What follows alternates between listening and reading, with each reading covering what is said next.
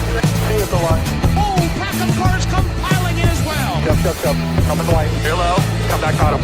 That was incredible. Dude, nobody better. Nobody. Hell yeah, guys. You know, I call it NWP because it rhymes with Grug. How's it going, everybody? Welcome into NWP. Post Nashville, we're all in our own boxes this week. I hate it. Back in the box. Damn. Although I do have a little more leg room. I'm not slamming my legs under this table. So that is a plus. That's very true. You kept bugging me the whole time. Pom, pom, pom, pom. Yeah, sorry. That was I do have to ask, does this make us all the man in the box? I guess so. I feel like a mime, but like I don't have to imagine because I actually am in the box. Most mimes are usually tall and slender, so yeah, you got the right build. But I talk a lot, and most mimes are. I can't do that for very long. Well, I mean, yeah, you can. Just keep talking. Are you gonna there we Yeah, go. just turn into around the horn? Just put me in timeout. Oh man, if we could have the points in that from around the horn back in the day, that'd be amazing. That would be hilarious. I already see someone in the chat. Nick says he can't wait for me and Eric to fumble the random driver segment again. No, not this week. Not 4 weeks in a row. 3? Wait, have we failed 2 or 3 weeks in a row? 3 weeks in a row. Oh my god! Yeah, there's no 4-peat happening tonight. Well, we'll find out. I mean, it's been hard to get 4-peats this year in NASCAR, but we'll find out. But before we get to the fun segments, I think we should talk about the Nashville weekend, a fun weekend for a couple of drivers, namely Ryan Blaney to start out with. Yeah, Damn good win. Finally closes the deal. I meant to pull this up. Let's see. He is 3rd right now in stage points collected this season, but this was his first win of the year. He has 5 DNFs. Feels like it's been a lot of bad luck or random mechanical failures that have taken him out of races he could have won, or a bad pit stop at Darlington that cost him a win there. He has been so darn fast and has just never been able to punch his ticket officially. But we also know Blaney's really good on the long run, and this race played to his strengths. I think it ended with like a 90-lap green flag run, something like that. When he cycled to like a 7-second lead after that final cycle of green flag pit stops, I'm like, it's over. He gave some of that lead back on the short run because, you know, he's not short run Ryan, he's long run Ryan. But the fact that he had the clean air and had the green flag laps ticking away, like it was his race to lose, and finally they capitalized. Yeah, Danny, so you guys both were there, right? Okay. So I was back home with the child. Danny, what did you see this week from Blaney? Because I mean, I think we've all been talking all this year about how fast he is and how much, like Eric was saying, he's, you know, something gets in the way or a DNF or whatever, and he's not able to close out. But I mean, that was damn near the most dominant I think we've seen in the next gen era at Nashville in a while, if ever. Well, first of all, what a turnaround from last year. Went from exposing how not up to date Nashville Super Speedway still is. I don't think they didn't think to change that. But you know, he went from what happened last year to this year, which in a way we kind of saw the perfect transition from what we were seeing in most of the Coke 600 into this week. Even though Ross Chastain won the Coke 600, it was mainly dominated by William Byron and Denny Hamlin. This race was mainly dominated by Denny Hamlin at the start. And just when it looked that William Byron was going to get up there and take the lead away from Denny Hamlin and go back and get his win, it got away from it, Charlotte. In comes Ryan Blaney and says, nope, get out of the way. It's not your show this week. It's my show. So what a great sequence that was when it went from Hamlin led to Byron led to Blaney leads and continues to go on and win the Cracker Barrel 400. Yeah, and he has what, 5 DNFs already this year? Blaney, yeah. I should say. I mean, tied for the series lead. He's right up there with Kyle Larson. If he's not winning, he's wrecking. Yeah, I mean, and he's had the speed. I mean, think back to like the Homestead race when they blew up, and Yeah. he had the speed to compete up there. So I think that Ryan Blaney now, without that kind of, I don't know if pressure's the right word, because I don't really think they were feeling too much pressure with how good they were running outside of those, but just gets that monkey off his back a little bit. I just saying, this year in general, Penske has been so much stronger than last year to this point. All 4 Penske cars, if you include the Wood brothers, have wins, and Mhm. we're 14 races into the season. Jeez. I mean, that's such a, at this point last year, I think, did Blaney have a win by this point last year? When was Blaney's first win last season? Was it Iowa? Was it Iowa that late? Who was the first Penske car to win last year? Was it Logano at Nashville? No, So Cindric at Gateway. Was that before Nashville last year? Yeah, it was the same weekend. Yeah. So that's at this point last season, Penske had 0 wins. Now they have 4, evenly spread across the board. This is big for Blaney too, because like he was going to make the playoffs even without a win. Like he has collected so many points. I think that was a shoo-in, but that's 5 playoff. Well, actually 6, because he won a stage in this race as well. That's 6 playoff points tonight. He had only 2 playoff points entering that race, 2 stage wins. Now he just quadrupled it in one night. And like that, and that's important because, you know, and this is not including playoff points that you might get for where you finish in points at the end of the regular season. But just so far, you know, Byron has 11, Larson and Bell with 3 wins apiece have 23 and 16. So like Blaney trying to keep up with these guys, he expects to be part of that championship 4 at the end of the year. And if you don't have a good number of playoff points, that path gets a lot harder. So that's why this win, any win for Blaney at this point, extremely important. Something funny I just want to point out in the chat. Duke Chronic in the chat said Larson had his first bad race in this one. And the thing is, it feels that way because I remember quote tweeting Jarrett's picks tweet at some point in the night. Said if you want someone to do bad, just tell me to pick them because I'm sure doing a good job with them. He did have a majority awful race, but he still finished 8th place at the end of this thing. He's still got a top 10. And he's probably got the best average finish of any driver at Nashville still. Yeah, that's crazy that like as a team, they fired off bad on Saturday, qualified bad, pit crew made a mistake. Larson got, you know, bottled up at the beginning, kept getting put back. And when it was seemingly impossible to pass, he still finished 8th. Like this was such a rough weekend for Larson, but they still had a good finish. It says a lot for sure. That sounds like Kyle Busch back in the day in the Xfinity series when it was the nationwide series. Like, oh, you had a horrible day. Where'd he finish? 8th. Still pretty damn good run. I mean, all things considered, that's the crazy part. No, who had a horrible day, horrible 2 weeks is his teammate Bowman. Yeah, what's Alex Bowman doing, Danny? I mean, he's just throwing the season away. I'm just being honest. Like, what's he doing? I mean, for real, they're finding every way possible to just have terrible races now. I just feel like, you know, the pit crews had a couple bad moments this year. I think of Texas, notably. I feel like Bowman was top 5. Pit crew set him back on a bad pit stop, and then he got caught up in a wreck. Like that one was bad luck, but also you put some of it on the pit crew. But like Bowman's just hitting the wall, spinning himself out.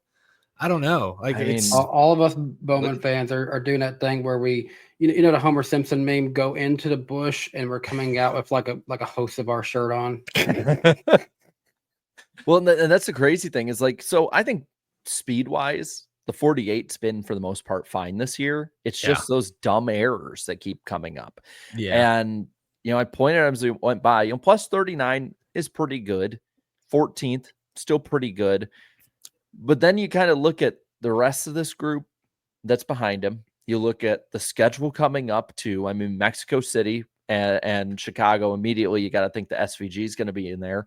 A lot of people have been hyping up Suarez for Mexico as well, you know, with his hometown track, having that extra motivation. No, 14th is not safe. Like if you ask me, Bowman right now is actually 16th. That's the way I would feel if I was an Alex Bowman fan, considering there will probably be 1 or 2 surprise winners. Who's actually 16th is surprising. It's actually Kyle Busch. I couldn't believe it until I looked at it today. He's hanging in there. Was it Daniel Cespedes, I think is his name, that put out that like nobody to this point of the year has like pointed their way in if they have less than 300 points at this point of the season. I saw that statistic on X from a few different accounts. It might have been him, might have been another one. Somebody in the chat might know better, but I believe Bowman's under that right now. He's at 334 points on the year. Okay. Chris Buescher's the first one below Buescher, 300. He's at 297. And I think Buescher and Busch, would both be in the playoffs if they started today. So, okay. So, I mean, points wise, then he's not terrible. I think it's just, we have not had, because I guess you could count Josh Berry, but when you look at how good the Penske fleet in general has been, like, is he really count as that much of an upset anymore? Upset, maybe not. Surprise. I don't think any of us had him making the playoffs. And I bet if you polled the majority of fan preseason brackets, Barry would not have made the playoffs this year. So I'd consider it a mild surprise, but I think we'll still see one or two more surprises with all the road courses and still two more super speedways. Like we will see at least one, maybe two more quote unquote surprise. And when I say surprise, like SVG at Chicago wouldn't be a surprise, but that would be like a playoff surprise, I guess. We're really due for a race to end early, and it won't probably happen this weekend, but a rain race that is total strategy kerfuffle, and somebody like Zane Smith ends up winning because he ran 11th all day. Good point. We're so due for. When's the last time we've had a race like that? Because like we had New Hampshire last year that they raced in the rain, but I don't think Nashville last summer was ridiculous, obviously, and then but they raced to the end. Yeah, I guess Chicago was rain shortened. That I think I don't know that saved Bowman's race if I recall, but it definitely tweaked the strategy at the end with Chicago being rain shortened or darkness shortened. I guess was he was racing? I think for a stage with like Davidson or somebody like that, wasn't he? Or one of those drivers that came over just for the street race? I don't remember, and I was there. I should remember. I just remember Reddick running him down at the end and then clipping the inside wall, which you just don't see very often. It's because it was a rare right hand turn. Is GN NASCAR fan here, right? Was it? Where's it at? We're just a comment go. Atlanta summer 2023. Was that the last rainout win we saw? No, the Coke 600. Or 600. See, that's the thing. I don't remember it. That wasn't even rain. It was just Fox calling it. It was Fox got bored. Fox got tired. They're like, nah, I don't really feel like it. But it's not in our notes. But I before we move on too far, you did a video kind of in this vein, Jarrett. But who do you feel? Let me put it this way: Chase Elliott's going to make the playoffs no matter what, even if he doesn't win. He has so many points because he's finished top 20 every week. He doesn't wreck. Knock on wood, but. Who are you feeling? What am I trying to say? I guess the question is, who is the fourth Hendrick car right now? Do you think it's Chase Elliott or Alex Bowman? Because obviously Byron and Larson are leading the points winning races. It's still Bowman. Joey Hand, that was the one, by the way. Shout out Joey Hand. So here's the thing that it's hard for me to see because like props to Grant from Auto Racing Analytics. Every week I watch the little graphs of the teams and the comparisons he makes. And analytically it's Chase Elliott, which is the crazy thing. I test with the mistakes. It doesn't seem as much like Elliott. Like that team, the thing with Chase Elliott, and I brought it up in my video, is that Chase Elliott he's in purgatory right now. Like that's the best way I can put it. Like he is good enough to compete and be a competitive team. And maybe every now and then he'll pop up and get a win. I mean, in the last, I think it's 80 races or whatever. It's 84 races. I think it's been, he has one win, which is kind of crazy to think about when you think of the start of 2022. But other than after that race win at Talladega that we were all at in 2022, he's had one win. The problem is that he is so much better than the insanely low bar for a good driver to make the chase. Like he's going to be in there, but let's be honest. Like if he's competing in the round of 8, he's probably a bunch of points back and he has to win at the end, kind of like last year. And the way I kind of put it, and I know people that are in the chat that are rivals of mine will laugh at this. He's the Minnesota Vikings. He is good enough to compete, but not good enough to win. So he'll get in the wild card, but he'll lose. At this rate, I'd be a little surprised even if he gets out of the round of 12. Although, hey, he's his worst finish this year is 20th. He's getting top 10s almost every week. So it's just his basement is not that low. That's my thing. So when to compare Elliott and Bowman, they have the same number of top 10s this year, but Bowman has more laps led, but Elliott has way more stage points than Bowman. I think Elliott is far more consistent than Bowman, and this is where I'm a little concerned with Chase is I think right now he has the lowest ceiling of the 4 Hendrick cars. Yes. Alex Bowman has almost won Homestead straight up. the only guy who beat him was Kyle Larson at the end of that race. And that, that's to be expected at Homestead. Chase is like 5th to 15th. That's yeah, his he's range. at most weeks. A good week for Chase is like 7th.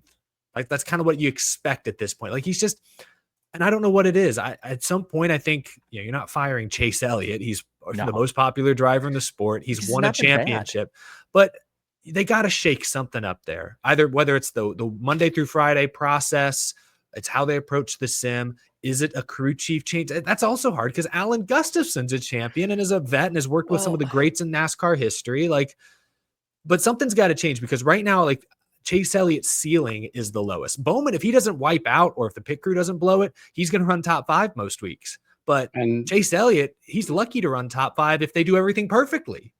A couple other races that have come to my mind for Bowman. The Bristol race earlier this year, he sat on the pole for that one. Larson did win it, but he was consistently up there in like the top 3 until ran into an issue that just stepped on their own foot again. No, that was a mechanical issue, even if I recall. I don't even think that was driver making a mistake. That one was just totally bad luck. So that's what I mean. The ceiling of the 48. I think the 9 is the 4th car right now. I just think sometimes Bowman drives like the 4th driver, unfortunately. And the thing is, like with Elliott, Carson Hocevar's the poor Pendrick car. He's gonna replace Chase in the 9. Oh, that'll be funny if that got the 77 is like what the 09/25 was for Hendrick in 2009. The problem right now with Chase, so this here's the thing. Chase would be great in the, ironically enough, Chase era or the Winston Cup era, like an older school, more consistency based thing, and that's why he'll be great in the regular season. It's just that like this year more than I think any in a long time, because even that year that he got injured for like 7 races and had the suspension or whatever, like he still had speed at a lot of times to at least go up there and compete. And the problem with Chase is that team can't put a full race together. They can put the beginning and middle and then falter at the end. They can suck at the start and come on at the end. But it seems like if something goes wrong for the 9 team, it cascades quickly.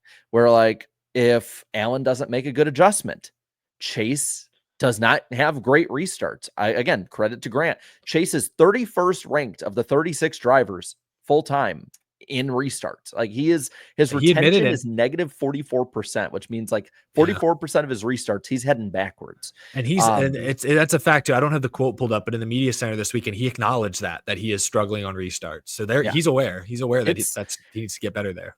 The problem with that is it's not one thing. Like if it were one thing, like if it was, hey, the pit crew is messing up, kind of like how Blaney's was for a long time. Okay, then we'll just poach Spire. If it's just the restarts, okay, well we can at least have the speed to make our way back up. If it like the speed too, short and long run speed, he is 4th by a wide margin of all the Hendrick guys. I mean, it's just it's not one thing. If they fix one thing, I think it'll kind of marginally make it better. Instead of maybe 5th to 15th, he'll be like 3rd to 13th. But it's just that team is not able to get out of its own way as soon as one thing happens here or there. And that's where I say they're in purgatory. Like, do you pull the trigger and say it's leadership, it's on Allen, and you swap crew chiefs or something? The other cars aren't struggling for speed right now, so I wouldn't do that. Do you demote somebody who's been with some of the best drivers of the last 25 years? Like that's a big decision, as much as Chase fans don't want to say it. That's the thing. Like Alan Gustafson, say what you will, not saying he's been perfect, but he's got trophies in the trophy case, I guess. That's one way to put it. Like this isn't a nobody that you're just letting go. That he's running his course. He's not 75 years old where it's like, okay, you've had your time in the sun. Like, no, this guy, I don't know how old Gustafson is, but he's still in his prime. So that's a tough call. It's a tough situation for Hendrick. I don't know what they got to do. I just brought it up because it just, we've kind of gone back and forth this year with Bowman and Elliott, and I just think they're both very different. But anyway, I just wanted to hear what you guys thought about that. I'm looking back at the stats this season for Alex Bowman, and it's almost kind of that similar annotation to Kyle Larson. If his finish isn't a single digit, it's something drastic like 36, 29, 35, 37, 27, 26. The rest are all single digit numbers. Yeah. Boom or bust. It's literally the opposite. That's what I mean. They're just, The chat's saying it now, and I looked it up. Like Alan Gustafson's going to be 50 in August. Like by crew chief standards, he's young. Yeah. I think he's still, again, I don't have the statistics on me for that, but it seems like he'd be pretty young or at least normal age. So prime years. Yeah. Well, it should be. That's the thing with it. Somebody else who's not struggling with going up there and competing though is Ricky Stenhouse, or not Ricky Stenhouse. No, he's having a definitely problem struggling because of Carson Hocevar. No, I'm kidding. We'll talk about the duality of Carson Hocevar here. Let's start with the good. The last 2 weeks. I like how you do this. We like to have the good and then let's have the bad. Okay. I like this. It's a duality of Hocevar, man. It's why we love him. There we go. That's the right way to say his name or spell his name. My bad. No, the B is silent. That's so we were saying it correctly. Just got to spell it right. Yeah. Yeah. I gave him the B in my name because I heard that B names at the start of the year were getting people good finishes. So, well, he had a good finish. P2 on the night. Another great top 5 running night for the 77 team. And again, it's intermediates that they're kind of shining on right now, but that team is another one that is very boom or bust. I mean, if like we're immediately thinking back to Bristol, was running the same times as like Denny Hamlin and Kyle Larson at the end of that race, but they have a problem and he finishes a lap down or he gets crashed when he's running top 10. That when they're able to put it together, that team is as good as any in the sport right now. Yeah, I know the good for Hocevar obviously is he has tremendous speed and just he himself, like, yeah, I think he puts in more work than maybe, I'm not saying he never put in work, but I think he is putting in a real effort now to like study the data and try to absorb that information and apply it. But just naturally, you just put him behind the wheel of a race car, get him out there, let him feel it for a moment. He is so fast. He reminds me a lot of Kyle Larson in that respect, and that he can just get behind the wheel and go fast. You know, he can't maybe tell you every part and piece that's on that race car, but he knows how to make that thing go really, really quick. So that's the good thing is they have so much speed. He kind of talked about this weekend at Nashville. It almost seems like Spire is ahead of schedule, like based on as he understands it. Like I think they have obviously taken steps to get more competitive, and bringing McDowell over was a huge step. They hoped Rodney Childers would work out better than it did. But even said, the fact that Hocevar is up there contending for wins now and, you know, running down Hendrick and Penske and Gibbs cars late in these races is, I mean, that's a statement that I wasn't expecting them to make this early in the year, frankly. I mean, last week, I think we talked about like, yeah, maybe Chastain just had the rocket ship at the end, but if he goes all the way, like he's probably in that conversation. Yeah, that's the thing. Last few, you look at Hocevar's last few weeks. He was, I think, 6th at Kansas when he had a random flat tire late in that race and had to pit and finish 20 something. Then he goes the next week and wins the All-Star Open, and I think finishes 11th, I think, in the All-Star race.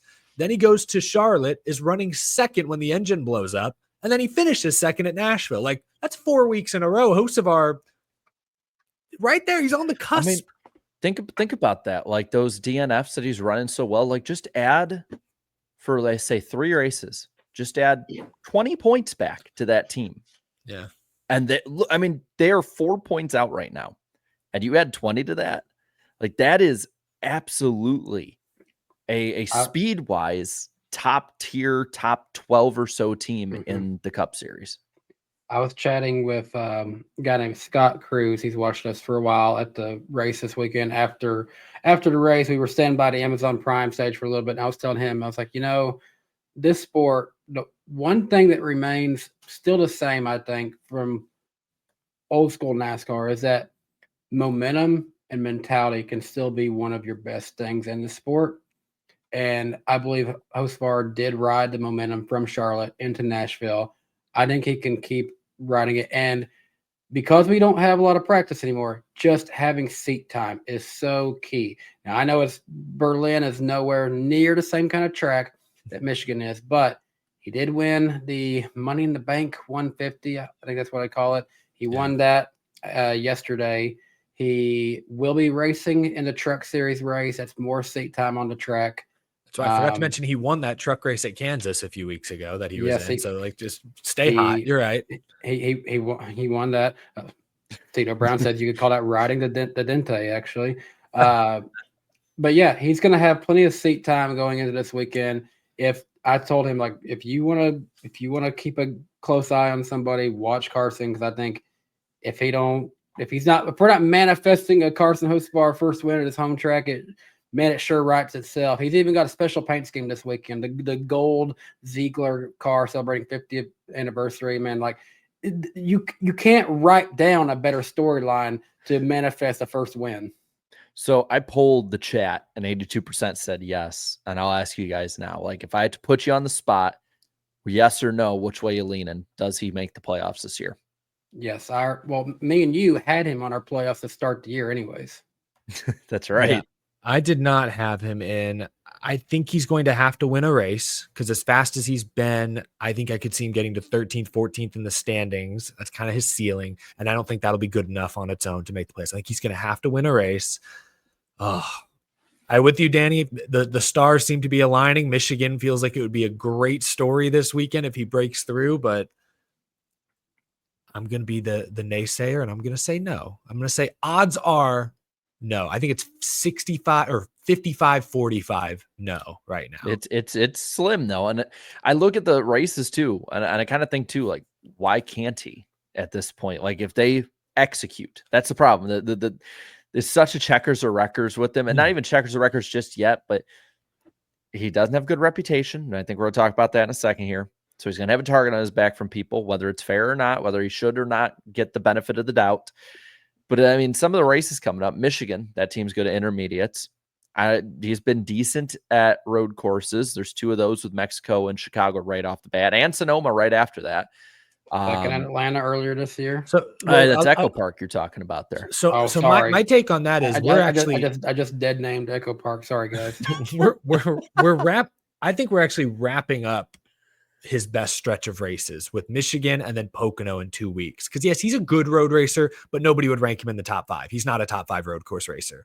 And then there's a couple super speedways, but anyone can win super speedways. And then you got a lot of Dovers and you got a Richmond and an Iowa. And I don't think short tracks have been Spire's strongest suit this year. It seems to be the higher speed intermediate type track. So that's why I really think if he doesn't win Michigan or maybe Pocono, it's either going to be a super speedway win or he's probably not going to make it this year, but he'll be close. To be fair, if there's any track that you could get a close comparison or somewhat of, Bristol would be Dover. And he was really, really fast. That's true. He was good at Bristol. That's fair. Bristol's unique though. Bristol, and I don't feel like there's been, I mean, someone with real data could probably prove me wrong or maybe prove me right, but I don't know that Dover and Bristol are as comparable as they initially appear. I'm wrong. I will watch Dover be the one that maybe the 48 can finally get their redemption because they were fast at Bristol. He has won at Dover before. He has had top 5s there. Watch that one to be one circled on the 48s list right there. Yeah, and I'll actually correct myself because I forgot they do run the intermediate package at Bristol for some stupid reason. So maybe there are some more similarities than I'm initially thinking. Going back to the conversation of is Spire ahead of schedule, I would say yes, they are, because we are legitimately debating this conversation of does Carson Hocevar have what it takes to win at Michigan coming up, instead of saying, can he get a look out and get a win at Echo Park? Yeah, good point. I always thinking about Spire. Think about when Haley had won that race at Daytona, and everyone said, "What a waste of a race! What a waste of an organization winning!" Because this organization's obviously just going to pawn off all of their charters. They're not here. They're not serious to win or build their team. And now 6 years later, we're realistically debating, like, can Hocevar break through and win off of speed at Michigan of all places, which is insane to think of. The issue is the guy, and you're going to see right on the bottom line, who is following right behind him in the points, literally one spot behind him, who's probably going to have a bit of a target on that guy right there. And that guy we're talking about is Stenhouse. So I guess we go to the other side of the duality of Hocevar. The deal as Eric follows him all the way to the end. Come back. The deal with Ricky Stenhouse, that just Stenhouse was not too happy with. Stenhouse was not too happy, and I don't blame him. He has not DNF'd once this year until Nashville, and was 13th, I believe, in the regular season points before this incident. Now he's 3 positions out of a playoff spot. So Stenhouse's frustration is entirely justified. The incident itself, to me, It's mostly on Hocevar, I guess. But if that happens with 20 laps to go, I think you're just saying, hey, it's hard to pass. Two guys are going for the same spot. Tough break. I think the problem is it's early in the race. Stenhouse is old enough now to remember an era of NASCAR where you kind of cut each other a break on lap, 90 or whatever it was. And Hocevar didn't grow up in that era of NASCAR. Hocevar subscribes to the go, 100% all the time philosophy. And I think that's why there was a clash there. So, Stenhouse has a right to be frustrated. Did Hocevar do anything really egregious? No, I don't think he did, but he won't get the benefit of the doubt because he has done some egregious things in the past. And I want to make it known, I don't want Hocevar to change at all because we saw the man do it to Ross. And now Hocevar needs to stick it to the man. Like, don't change. And I like it. Was it Jeff Dickerson this week, I think, that said basically, like, you can do that. Just don't act like an ass when they give it back to you. Yeah. He effectively said that. And I think he's right because, Hocevar has right-reared guys. He's retaliated. He's lost his cool. So it's like, hey, you can be aggressive. We're not going to rein you in too much, but expect it in return. And don't freak out if and when it happens. And I think that's the right way to go about it. Yeah. I made the comparison in my show this week to like the Larson Busch Chicagoland finish where Larson pushing the issue, kind of roughed up Busch. Yeah. So Busch roughed him right back up. Did Larson freak out? No, he was giving him the thumbs up, shaking hands after the race. And I'm like, that's why people like Larson. Contrast that with Joey Logano, how he reacted to the racing with Christopher Bell at North Wilkesboro. That's why Joey Logano gets booed during driver intros because he could dish it out. He didn't want to take it at Wilkesboro. So that's, you got to kind of race like, or you got to respond like Larson, not like Logano if you want to stay in fan and drivers' good graces. And the thing that this year is different for me with Hocevar is like last year when he did that stupid stuff at Nashville, like too far. The right rear hooking we talked about. Like that wasn't stupid. Nashville, the Harrison Burton thing, right? I forgot that was Nashville. Yeah. Like, and I made a video about that. Like, dude, too far. But what I think the stuff with Stenhouse, I think that's on him being too aggressive early on, hitting the bumper and sending him around. And I kind of subscribe to that too. Of like, I think early on in the race, let's cut each other brakes. Let's not go full, stupid on it. I don't even know if it was full stupid just because it's like you watch the replay and you can make a case. Even if you disagree, you can still make a case of like, Stenhouse kind of blocked a little late and he was way down there already. Yeah, I heard one podcast, I forget who it was, I think it was Hamlin actually said that Hocevar dove in there last minute. No, Hocevar showed the nose the whole straightaway. Like he made it pretty clear early on, I'm going to go to the bottom here and maybe push the issue. So he telegraphed. It wasn't a dive bomb. It was just an aggressive, race to the bottom when he probably didn't need to do that. Yeah, and I'm fine with him being aggressive like that. It's the Phoenix truck finale stuff. Yeah. It's the spinning out at Talladega in the trucks to cause a caution. We all know what you were doing. We all saw it. Yeah. Like we all played, Thunder 04 and we started to lose towards the end of the race and wanted to caution. We all, the dumb stuff at Nashville last year with Harrison Burton and some of those things. Like those are things like don't go over the line.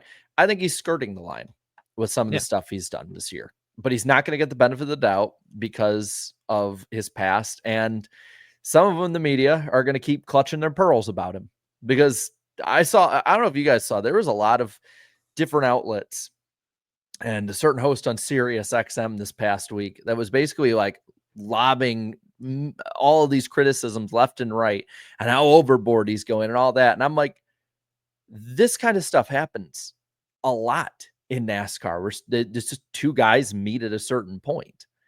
I want to get your opinion on this because I was thinking about this the other day. And I think it was because who said it? Maybe it was Hamlin who kind of made a comment that I think this was what he was referring to. Maybe it wasn't Denny. I forget who said it on what show this week. But Hocevar with the Dale truck walking through the Nashville garage with the Dale Jr. t-shirt on. Is there the cowboy hat, Cowboy Carson? Is there a chance that especially the older guard looks at Carson sort of playing dress up? What is he going to show up with a fake mustache next week and complete the look? Like, is he playing up the intimidator thing when he hasn't really earned that at this point? Like, I could see, I would just wonder if the three of us can't really speak to it because we're all in our 20s, but like I could see guys in their 40s, 50s looking at Carson and saying, let's back it down, buddy. You're a rookie, essentially. You're not the intimidator, even if you dress like him. I think that might, but like, does that rub people the wrong way? I think that's the vibe I got, was like, that's rubbing some people the wrong way. I think it's a generational gap. Yeah. I think it's a huge generational gap, because I don't know about you guys, but like, I think I've told this story before. Like, when I was in college, there was a dude wearing an Elliott Sadler jacket or a Kyle Busch. It was like an M&M's one. And I like asked him, like, hey, like, cool, you like NASCAR? And he goes, no. I'm like, oh, it's a NASCAR jacket. Like, I think it was Kyle Busch. I'm like, that's a Kyle Busch jacket. He's like, oh, I just picked it because I thought it looked colorful. And I had like my Dale Jr. amp one. And I'm like, that's just, it's a style now. Like, so, and I get, maybe he's playing it up a little bit for the social media side of it. And yeah, like, that's going to get plenty of clicks, likes, and all of that jazz. But I also think that it's also just like, it is popular to wear NASCAR stuff like that now, especially like the busier it is, the older it looks, stuff like that. Like, yeah, I think that's part of it as well. I don't think he's too much playing up a intimidator aspect of it. But some might view it that, because I kind of agree with you. I don't have an issue with what he's doing, but like, people see him buying the Dale truck and posting all those photos, and and then the cow, like the look, like it's just, and then the way he drives, and he's kind of careless. He did not apologize to Ricky in the moment after the wreck happened. I was listening to his radio, dead silent, no mention of the incident, just nonchalant. After the race, he even said, "Hey, I thought Stenhouse could cut me a break." Like I don't know. I think attitude wise, people see, like, the older fans might see that and think, oh, who does he think he is? And just, I don't know. That's why I wonder. So, like, because to your point, some of the criticism this week was pearl clutchy. I agree. And I was trying to figure out where some of that might be coming from. And my theory was it's how he carries himself, how he presents himself might rub certain demographics the wrong way, which I understand. I just can't exactly relate, because I'm 27 and I unfortunately never saw Dale Earnhardt race live or in person. So it's hard for me to speak to that. I'm trying to look something up to kind of give me an idea. Do you guys remember? So the best equivalent I can give is, I don't know how people felt about it back then, but have you guys seen the pictures and videos of Dale Earnhardt back in his early days when he actually kind of was walking around sporting a hat to look strangely like Richard Petty's before he had even gotten on Petty's level? Like, in a way, that's got to be considered pretty similar to each other, to in a lot of ways. That's an interesting comparison. Well, yeah. I'll ask this question too. If he is doing it, is it a bad thing, really? Because to me, I want somebody who on and off the track both is going to push the boundaries. Like, I if it's going to piss off half the fan base, and let's be honest here too, everyone's made up their mind about Carson Hocevar at this point. You either like what he's doing or you don't. And then if he pushes that line too much, the people that like him will criticize him or whatnot, and he might lose. I think it's still a little fluid. I remember less than 2 years ago, everyone hated him after Phoenix. And now it's like, I see a lot of the same people are like, I kind of like Carson. So I think there's still some fluidity there. I don't think it's bad. Like, I just can't speak to it. Like, if I saw, I don't even know what I would compare it to, but like, I could just see, like, it's going to be a generational thing. It's going to be how you view, do you view what he's doing as, hey, who are you? Who do you think you are? Or are you going to just say, hey, this is funny, good content? Like, I think it's dependent on your age. In general, drivers like this, we've seen them all, like, throughout time. If you were tired of seeing Jimmy Johnson win week after week after week after week, it probably made you sad and you rooted for him towards the last 3 years of his career. If you were tired of seeing Kyle Busch win after week after week after week and all of his antics, you are probably wishing that he will win right now. People don't like to admit this, but towards the end of Dale Earnhardt Sr.'s career, there were still a lot of people who booed him and couldn't stand the way he drove. Look back at the Bristol, nonsense with Terry Labonte. He got booed like crazy at Bristol that night. We need someone who can wear the black hat. Like, I'm all for it. Some people don't appreciate what you're seeing until it's gone. What I love about at least the timing too, and we'll kind of talk about it in the ratings in a bit. Like, it's the biggest 18 to 35 NASCAR audience in like 5 or 6 years that's not the Daytona 500 or on a network race. Like, it's actively the last 2 weeks, which has sort of been like all of Carson Hocevar mixed all into one. The last 2 races have been in front of a bunch of people who I feel like can actually really connect with him as a driver. Like, I'm not going to see somebody who's 80 years old who's watching on Fox and complaining about Prime connecting with Carson Hocevar. I'm going to see somebody my age who's watching somebody just sort of stick it to everybody who's around and say, screw you, I'm going to do what I want. I see that connecting with people more, especially people that are like our age or younger, like that. Like, that's part of the reason I really like him. Like, he stands out. No, I agree. I that's what I think. I think our perspective is warped by our age, our experience. I don't think everyone out there is going to share our opinion, but I'll bet a lot of the folks watching this show would probably agree. I root for storylines. Carson's given us storylines. This has been we talked about this before the show. This has been kind of a slow news week. Carson's move on Stenhouse has become like the thing everyone's talking about, and it's fairly innocuous when you look. But like stuff like that happens every week, but because it's Carson, it's like, and it's a slow news week. We're talking about it so much. The hosts of our fan base is going to be built of 2 groups. The one side is funny hat guy, and second is, man, he's a gritty racer who's not afraid to give it back to these guys. And also, I saw this too, that, I'm failing to see that a lot of his incidents are due to his hot temper, not intimidation. I didn't say he was intimidating. I didn't say he was the intimidator. He is pretty tall. Does he fill that kind of, but does he fill that kind? Yeah, I mean, and I'm saying that. But does he fill kind of that more villain, black hat, anti-hero, if you want, like, role? Like, this is the thing too. As much as I want people to like Carson Hocevar, I want a lot of people to hate Carson Hocevar, because that's what makes it fun to me. Like, I find it more of he's not afraid of how long these guys have been in the sport. He's here to make his name in a sport, and that's the way he should be.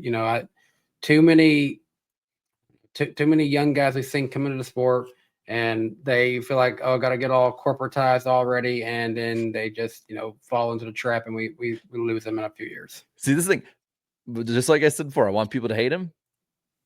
This comment, we're going to see plenty of comments like that, and I think it's great. I love it.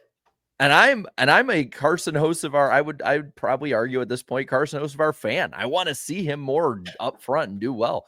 But it's this stuff, man. I absolutely love it. And I know I could spend all night talking about this races moving forward, all that with Hocevar. I'm pretty sure a lot of people could. But there were other drivers in the race too, that we do need to probably talk about. And I want to talk about 2 really good comebacks tonight. One from a mistake, one from, I guess you could argue, maybe a mistake in judgment on a restart and crashing. Bubba Wallace and Christopher Bell had some really damn good comebacks in this race. Yeah, Bubba Wallace sped on pit road. Yep, sped on pit road and got back to 6th. And that was brutal at first when he first sped on pit road, because I think he qualified somewhere in the top 10, or he was running near the top 10, maybe 12th or something like that. And when he sped on pit road, I was just shaking my head, because he's coming into this race with 3 straight finishes outside of the top 30. Like, he is hemorrhaging points. We talked about Bowman going through a slump and slipping towards the bubble. Bubba's right there behind him. So that was a big mistake. For him to recover and finish 6th, really impressive considering how difficult it was to pass. They needed that desperately. Well, and then Bell, like we've seen, when you damage really any part of the next gen car at one of these tracks that Aero was very important at, like, it's hard to come back up and actually make your way up to a good finish. 10th place finish for Christopher Bell on Sunday night with that car that was, I thought, junked. Like, I thought it was like Eric's internet there for a minute, like just completely junked. If he can hear, he's probably like, God damn it, that's so stupid.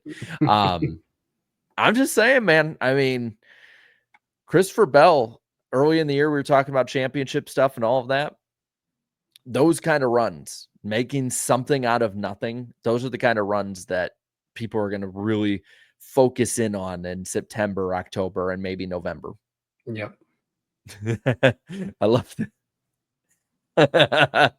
Out of the net. On top of that, we had comebacks, and Danny, there were 2 guys, and you mentioned one of them earlier. that I thought had some pretty good runs. One a great run, one just a good enough run to get him up further. Eric Jones and Kyle Busch. Mm-hmm. Eric Jones, I believe, comes home 7th, and Kyle Busch 12th, but still ran top 10 or at least borderline top 10 for a lot of the night. So what do you take of? Let's start with Jones here. Eric Jones ran, I believe, as high as like 3rd at one point. Might have run 2nd, but he was up in the top 3 or 4. I remember him being in the top 5 for a little bit. At one point, we got out of the infield. We actually went up to the grandstands and watched the race for a little bit up there. And I remember seeing him up in the top 5 there for most of that time we were up there. And so they had a good run. They had exactly what they needed. And I was looking at driver averages going into Michigan, and Eric Jones has a pretty good average finish in Michigan too. So this is really, really good for Jones to be getting some momentum at the right time, so they can, it's a long shot for them to make the playoffs still, but for them to be able to capitalize on all of their good tracks as much as possible is something that's going to be key for legacy and the 43 team that they've got to jump on when the opportunity presents itself. Yeah, and it's been mostly like John Hunter Nemechek with that team that's been pretty good, and it's sort of been one or the other. But like for legacy as a team, man, this is such a huge step for them of like actual competitiveness, and actually seeming to improve as the year goes on. The other one, Kyle Busch, I get a 12th place finish, hang the banner, all that for Kyle Busch. People will say whatever. There you go. If you're playing a drinking game, there's your first one of the night. But hey, I will say it was Samantha Bush's birthday, and so that was good to see Kyle have a decent race for once while it was her birthday. So that was a good thing for the Bush family. Yeah, and just saying, man, he was pretty good at Michigan last year. He's pretty good at intermediates in general. Like, could Kyle Busch be the one that we're completely sleeping on when it comes to winning his way in? And we're all talking Hocevar, and rightfully so. But one of his last wins was at Auto Club Speedway, a very similar track. Yeah, R.I.P. Auto Club. He's back. Sorry, had a thing. Had to go check on, good. but we're good. Okay, the gremlins were there. We're just the McDonald's was calling. They asked if they get the Wi-Fi back. Well, just kidding. We are getting right into the ratings talk. So you guys cool jumping on into that? Sounds I don't good. have a graphic for that one. Oh, dang. We got to work on that. Yeah, we'll get there next year. Or maybe this year. I don't know. The Cup race had a 1.01 rating and 2.06 million viewers.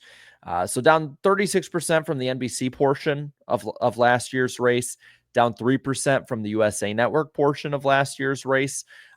Generally, but I will say, if you were comparing it to cable, it's definitely on the lower end. If we're just going to call it how it might be or how it is. It was still the most watched motorsport of the weekend by almost 50%. Wild. Yeah, I mean, it beat IndyCar and Formula One still. Yeah, F1 was racing, and I watched a little bit of that morning too. And they got pretty solid numbers this year. The 18 to 35 demo, though, for this race increased 23% year over year. So I think that what NASCAR, and I think we can kind of see what they're doing, is more or less taking the short-term hit in the ratings for the younger audience.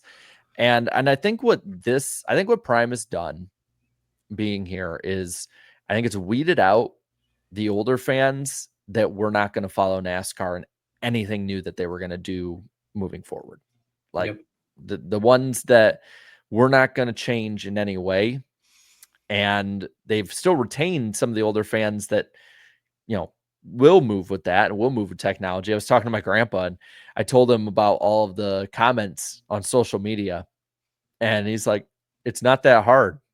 You just press a few buttons like normal TV and you're on it.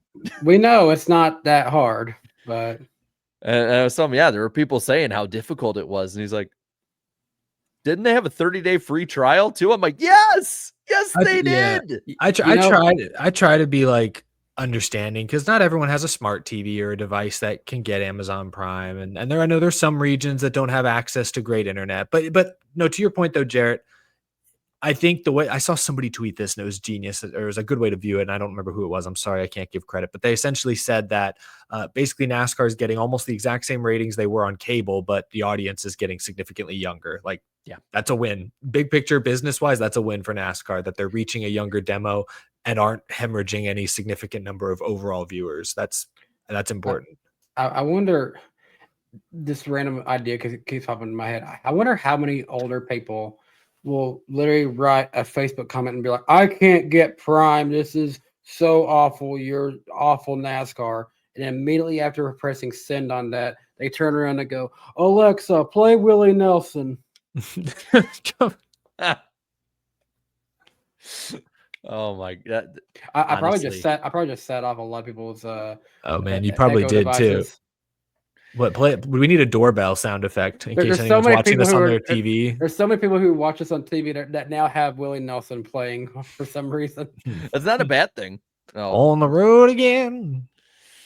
As for the Xfinity ratings, brace for impact, guys. We're finally under 1 million. No! Whoa. Danny, okay? That hurt. Took that quite literally to heart. 988,000 viewers. So the streak is broken. It's still up plus 29% from the same weekend Xfinity last year, and it peaked at 1.062 million viewers. So it's not. Xfinity is doing quite well this year with the ratings. The reason it was below 1 million is because that difference of like 12,000 people, they were all at Nashville. You know, we just lost the Nashville market. They were all at the race. No, I saw. Ironically, those people were tuning into Prime trying to find the Xfinity race. I saw somebody blame Prime for it. In one of the comments to Stern's tweets, they said, "You know what it was? I'm sure plenty of people did it the same as me. They knew they weren't going to watch the Cup race this week, so they just didn't watch any NASCAR this week." I'm like, that has to be one of the weirdest ways to connect to completely unconnected things. Like outside of it's just NASCAR is the only similarity here. That has to be one of the weirdest ways I've ever heard those things connected. But it is so damn funny to watch. Like the meltdowns are great to watch. My mom doesn't have Prime, so she did watch the Xfinity race on Saturday night, and she told me she enjoyed being able to watch that one. But she legitimately doesn't have any reason to get Prime or even think about it, because she lives out in an area where having Prime for delivery does her no good. They can't get it out there from any warehouse anytime soon for her to justify doing that. So she just keeping up with like the positions on the app. There's still ways you can keep up the races even if you don't have Prime. You know, just saying. Did y'all see that thing, Trackhouse, that app Trackhouse designed just for their people? That's like essentially like a modern day Track Pass or Race View. I had no clue. I'm like, oh my gosh, somehow, some way we got to get that back into the public's hands. I need to tell her about if that's a thing then, because it's not public. I think they literally only give it to they only give it to like their guests that they bring to the track or something. Dang, like that. Unless I'm mistaken. But that would be great if they had that, because my mom is kind of low-key a Chastain fan. So maybe we can get her as a guest sometime. Just saying. Maybe we can call Justin Marks and get her a VIP pass. Come on, Justin Marks. You got your biggest fan out here somewhere in Tennessee. I'm not gonna dox her. Let's just dox Danny's mom, everybody. Come on. I don't even know where she lives. I just know it's somewhere in Tennessee. It's at 123 Danny B. Mom's address. 555 in town in Tennessee. Now when it comes to some other ratings here, we got the poll. 12,000 votes for the Cracker Barrel 400. 16% said that this was a great race. 64% said it was a good race, so 80% net positive. 17% said it was an average race, and 3% were negative on this race, meaning I'm not going to compare it to the mile and a half just because it technically isn't, and it races kind of like it, but it's in the middle. But when it comes to Nashville races, this is our 5th one. Where do you guys think it ranks? Before I go too far with it, where do you guys think it ranks of Nashville races? 4th for Eric. 4th. Danny says fourth too. Okay. It's got to be better than 2021. It ranks second Oh, of the 5 Oh. Nashville races. Shocked. wow. The first, or let's see, 2023 was the highest with 82%. I think I generally agree with that. I really like that one. It was a good one. 80%, of course, positive for 2025. 2021, the first year, 76% positive. 2024 was not the lowest. See, I thought 2024, 2025, and 2021 would be the lowest in some order. Wait, so the lowest would be 22? 22. Am I crazy? I thought 22 was a great race. Am I totally That misremembering was this? the one. That was one Elliott won too. That's a Yeah, crazy thing. it got rain delayed a lot, but I remember thinking like, damn, like I hated sitting through that I mean, delay, but it turned out to be a really good race. The one Chastain one was 23, so I get that one being popular. Sure. 2024 got 75% positive, and 2022 got 73% positive. Oh, so they're all pretty close. But that's just the weird thing to me is because I don't memorize the results of my poll. There are plenty of things I do memorize. That is not one of them. And when I went back and looked at that, I was like, okay, yeah, I know this one will be ahead of last year's. And I saw last year's wasn't last. And I'm like, do people really like that? And I get it was a good race leading up to it. So maybe we have a much more impartial audience than we're probably giving them credit to with our comments here. But I was like, damn, I really thought that finish would weigh it down more. Was the rest of the race before that just that good? I don't remember, frankly. I just remember the 5 overtimes. That's all I remember from it. Well, what kind of comments? I remember it being a decent race, like of Hamlin tracking down Chastain at the end, but then the madness happened. So first comment was from the Ultimate KFB fan 2721. Is it positive, negative, or meme? Probably a meme. We haven't actually guessed on these in a while, have we? Yeah, No, I've realized so. we kind of skipped past that part. Yeah, so my bad. So sorry, read me because I wasn't expecting this, so we stopped doing it. Read me the name one more time. I wasn't ready. The Ultimate KFB fan 2721.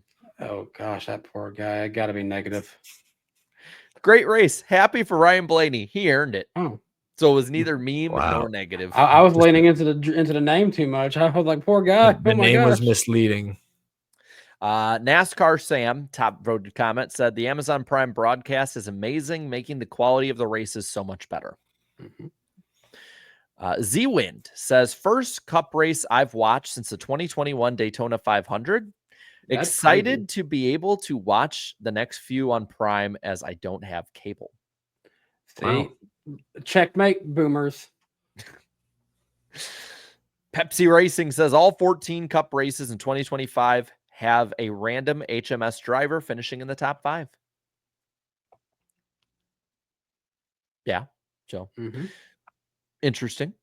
Marshall Griffin says, finally, Blaney and host of ours engines actually locked in.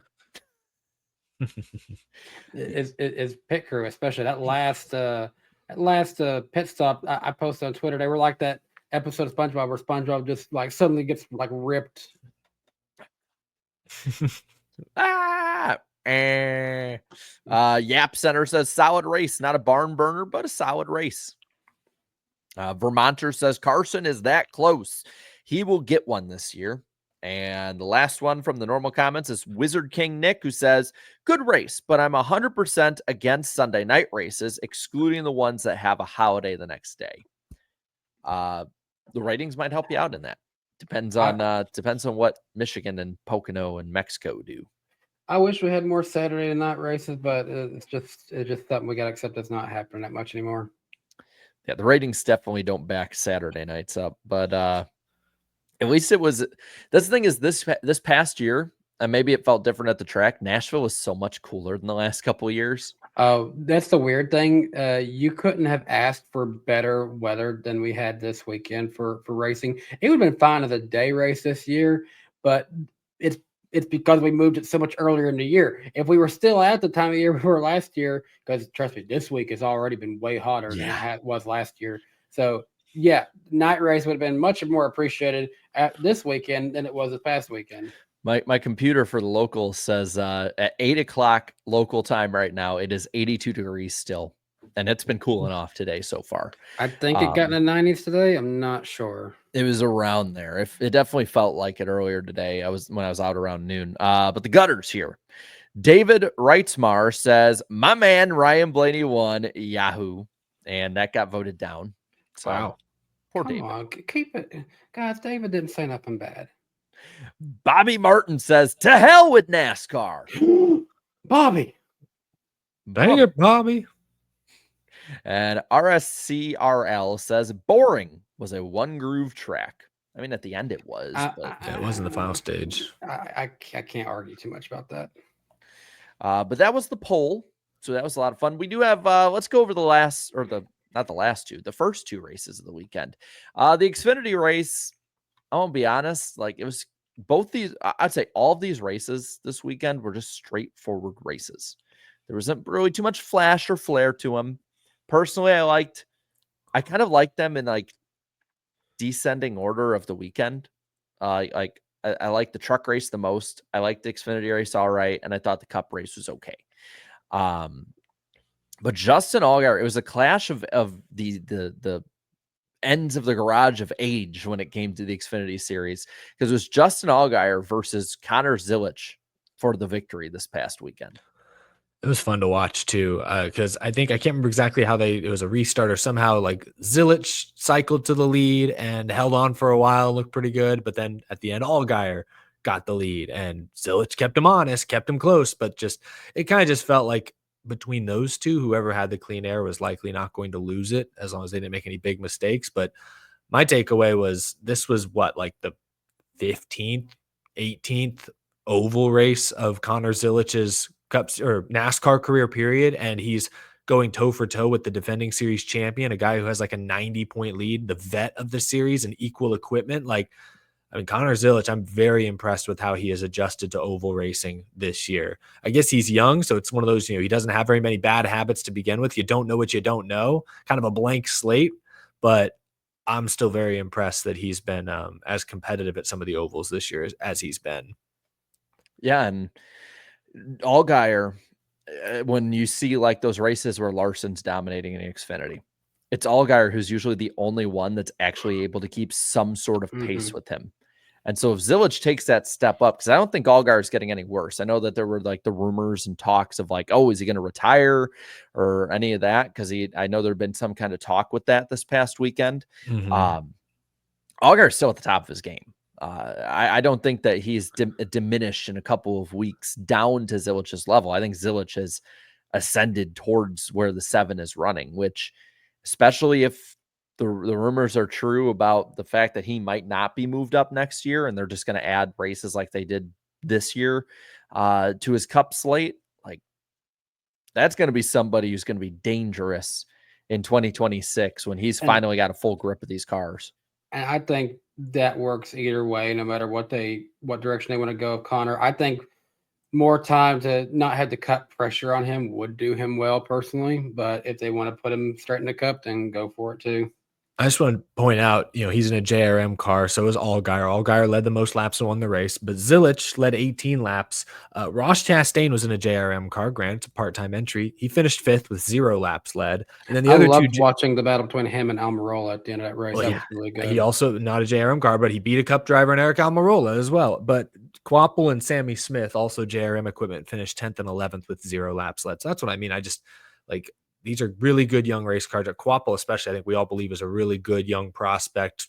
He's been a great short track racer, but I mean, Connor Zilisch was better this weekend. That's scary good. We know he's the best road course racer in Xfinity. If he's this good at ovals already, like, I mean, he could really be the real deal.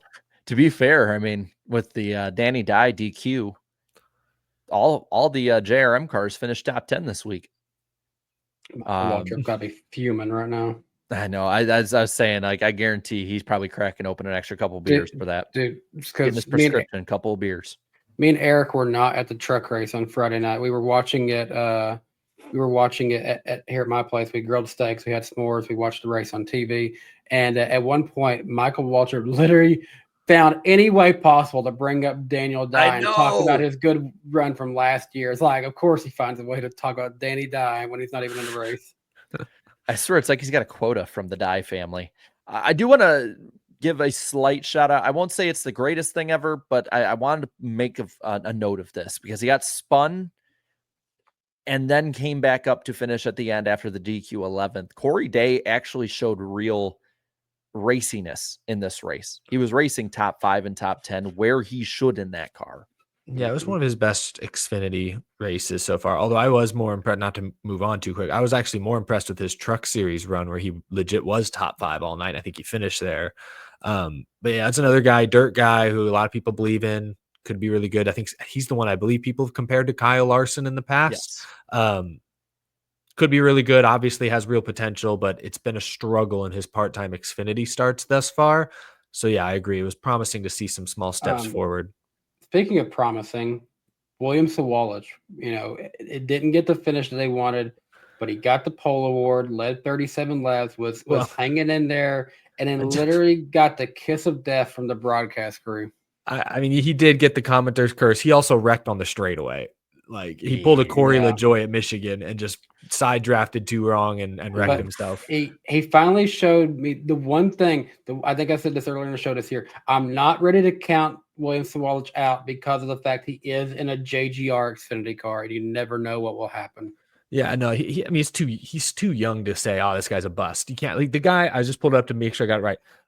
Last season at 17 years old, he won, I'd say what you will, he won 9 out of 14 ARCA races that he entered. And now, what does that say about ARCA? Fair. But yeah, full Icarus. But I'm just saying, I mean, I guess that's one takeaway. If in 3 years we look back and say, dang, this William Sawalich guy was a total bust, ARCA, man. ARCA's in a bad spot. He is way too good for ARCA. Maybe shouldn't have went straight to Xfinity. Maybe if Corey Heim gets out of trucks, he can go there. I'm just saying, I believe Sawalich literally went head-to-head against Zilich numerous times last year and beat Zilich more than he lost in ARCA. So, that's I know maybe he was probably slightly better equipment than Zilich was in, debatable, similar. But that's all I'm saying. Like, I'm not ready to write Sawalich off. Say what you will about ARCA, but 9 wins in a single year, part-time year as a 17-year-old is something. Well, and you, I guess, kind of just shift over to the truck side here, because I know a lot of people bring up the trucks too with that and Heim ever moving. Raja Caruth breaks through, gets that win this year. First win since his win at Las Vegas in 2024. Good old Raja, friend of the show. You know, we've said a lot. He's struggled a lot this year, and especially at stringing together consistency. He's shown speed at times, maybe not been able to capitalize on that. But say what you will about maybe the squeeze job with Heim, but holds off, I would argue, the 2 hottest full-time Truck Series drivers right now. Corey Heim, who definitely is the best in trucks right now, and Lane Riggs, who has shown that high-end potential that we like to see out of these young drivers. So what are we thinking about both this season, but also maybe developmentally where Raja is right now after that kind of win? He said after the race, my pit crew won me that race, and he's not lying. He did have to hold him off, but I think in post-race interviews, like Corey Heim, he would acknowledge like clean air was key. You know, once he was at stuck in dirty air, he couldn't really do anything.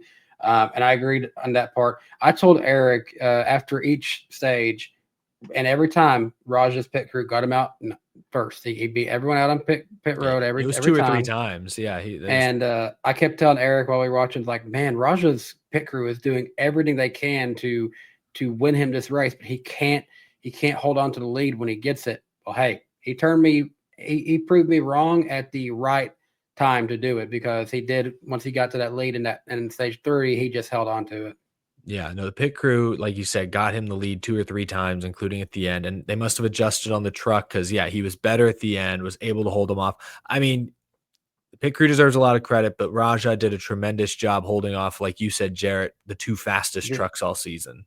Do we know, was he using the same pit crew that Carson had in the Cup race, being with Spire? Because the Carson's pit crew was very key into him getting second too. Could launch him from 6th to 2nd on that last pit stop.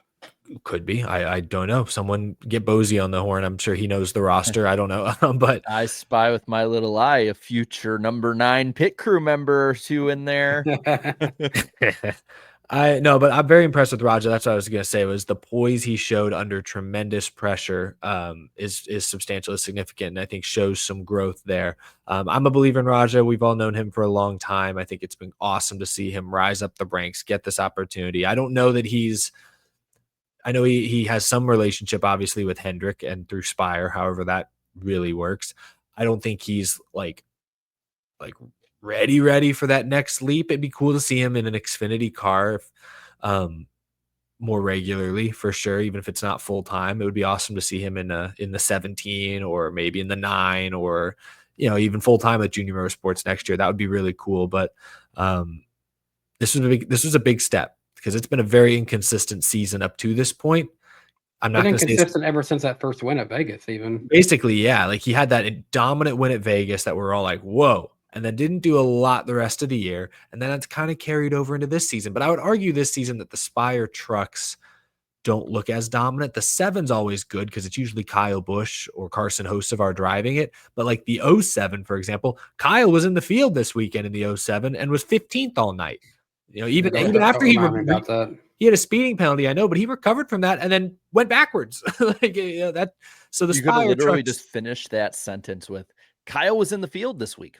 Yeah, that was because that's all he was. And so, say what you will. I just think the Spire trucks aren't quite as good as they were a year or even 2 years ago. They're not probably as good as they were when they were KBM trucks.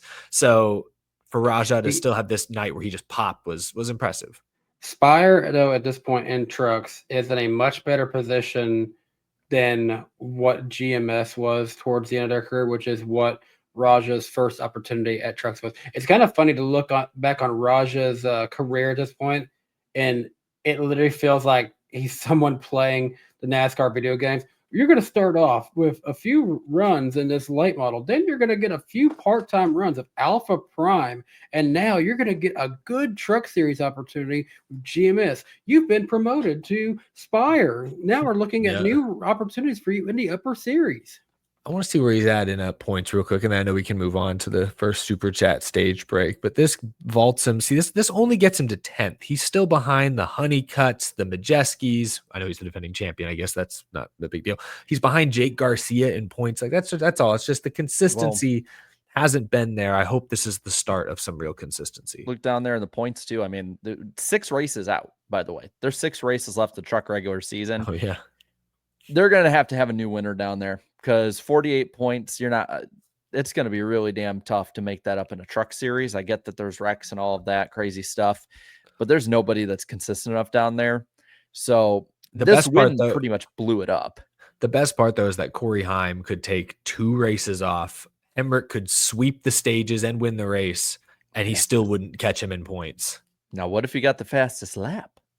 Okay, if you got the fastest lap in both races, I think he would be tied with Corey Heim. Jesus. So he'd have to run 2 perfect races. He'd have to pitch 2 perfect games back to back. He would catch Heim if Heim took the weeks off. Let's just remember this when Heim inevitably finishes 4th in points at the end of the year. That's the thing. He'll make the championship 4, but it's 50-50 once he gets there. I'm looking at the standings now, the truck series, and I think I was chatting with Eric about this briefly. Man, what in the world's going on at Force Sport? Like, I know we can dog on Matt Craft and say, oh, it's probably time to retire, Matt. But in general, you don't see Craft up there that much. You don't see Ben Rhodes up there that much. You don't even see Majeski up there that much anymore. Him and Majeski and Jake Garcia have the same stats: 2 top 5s, 6 top 10s. Garcia has led more laps than Ty Majeski at this point in the season. It all started when they hired Connor Jones. No, I'm kidding. Did you see he got into another fight this weekend? Oh yeah, he's probably in a fight right now. Yeah, it is crazy. They're gonna have to change manufacturers again. They got to make a change again. It's funny you say that. Guts, Glory, Ram. We'll talk when about in that. doubt. We'll talk about that in a little bit. I was reaching over. I don't know if you saw me continuously dropping crap left and right, because I actually do have one of those old Raja GMS ones, the Wendell Scott tribute. Love that. That's cool. It's a good looking truck. Did I tell you the story behind this? When we went up north for the baby shower for Riss, I stopped to get some clothes from Target, and I saw this, and I'm like, well, I'll take a year or two out, whatever, I'll get it. And they didn't ring up because they'd been discontinued but never taken off the shelf. Because remember, Lionel had been taking those, so it's like the 2022, 2023, all that stuff at the time. And so I had to sit at the self-checkout with my brother and I think Riss for like 10, 15 minutes as this old lady tried to figure out how to use the barcode scanner. And I was like, I'll just pay in cash. I really don't care. I know the price of it, and I'll just like do the math and add the tax. I don't care. Like, I just want to leave now. Gosh, I just imagine you sitting there with your little toy car, just like. And there's this line, and it's funny. It's like, lady, self checkout was meant for grown men. Like, made us sneakily buy a toy car, not to worry about any judgment. That's the great part, because thank God I'm married to Riss, who would just laugh at me about this, because the entire line is just like 20-something-year-old women all staring at me holding up the damn line as I'm standing there with a Raja Caruth truck, and I think I had a Michael McDowell car, and I'm just like, two of them. I've got my little I got my toy truck, and I got my little love. It's for my car. child. I should have just used that one. Like, sorry, it's for the kid. My brother probably would have been like, "You're having a girl." I've used that excuse, and I have no kids. But that was funny story to end that off on. Why don't we do the first super chat stage break? So rock and roll. Let's see. Leave the timer on, and then I think there were a good amount that were before we went live. Go for it. I got the timer rolling when you start. And let's go. Bailey left 2 super chats for $4.99 saying, watching mid to late 2000s races, why was everyone obsessed with red or orange roof numbers? Like 2006 to 2009, everyone had that color. I think it's because a lot of it stood out, because a lot of it was like neon or like black or white numbers before that. So it helps stand out a little more too. Now says also, Fox can find a tiny iPhone on the track, but misses a giant wreck happening. Peak Fox. I saw somebody make that joke this week. Yeah. I was like, facts. And I'm wrong. Pat with the 10 here says, have you guys seen some of the hilarious videos with AI Mike Joy, DW, and Larry Mack? Like the one which was, what if Fox aired the 2003 Carolina Dodge dealers 400 finish today? I have seen at least one of them. I didn't see that one.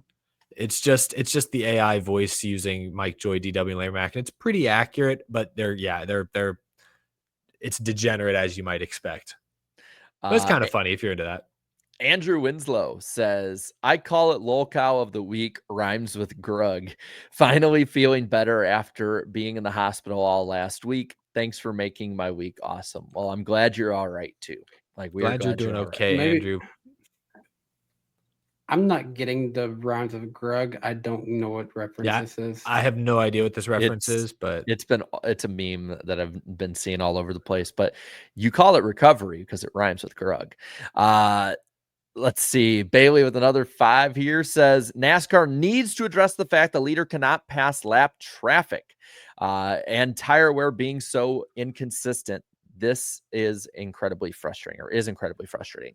I do agree, and that was an issue definitely with this race, the dirty air too. And I think it's something that might not be at Michigan, but as soon as we start getting to other tracks soon, is definitely going to be on the table for the talking stick again.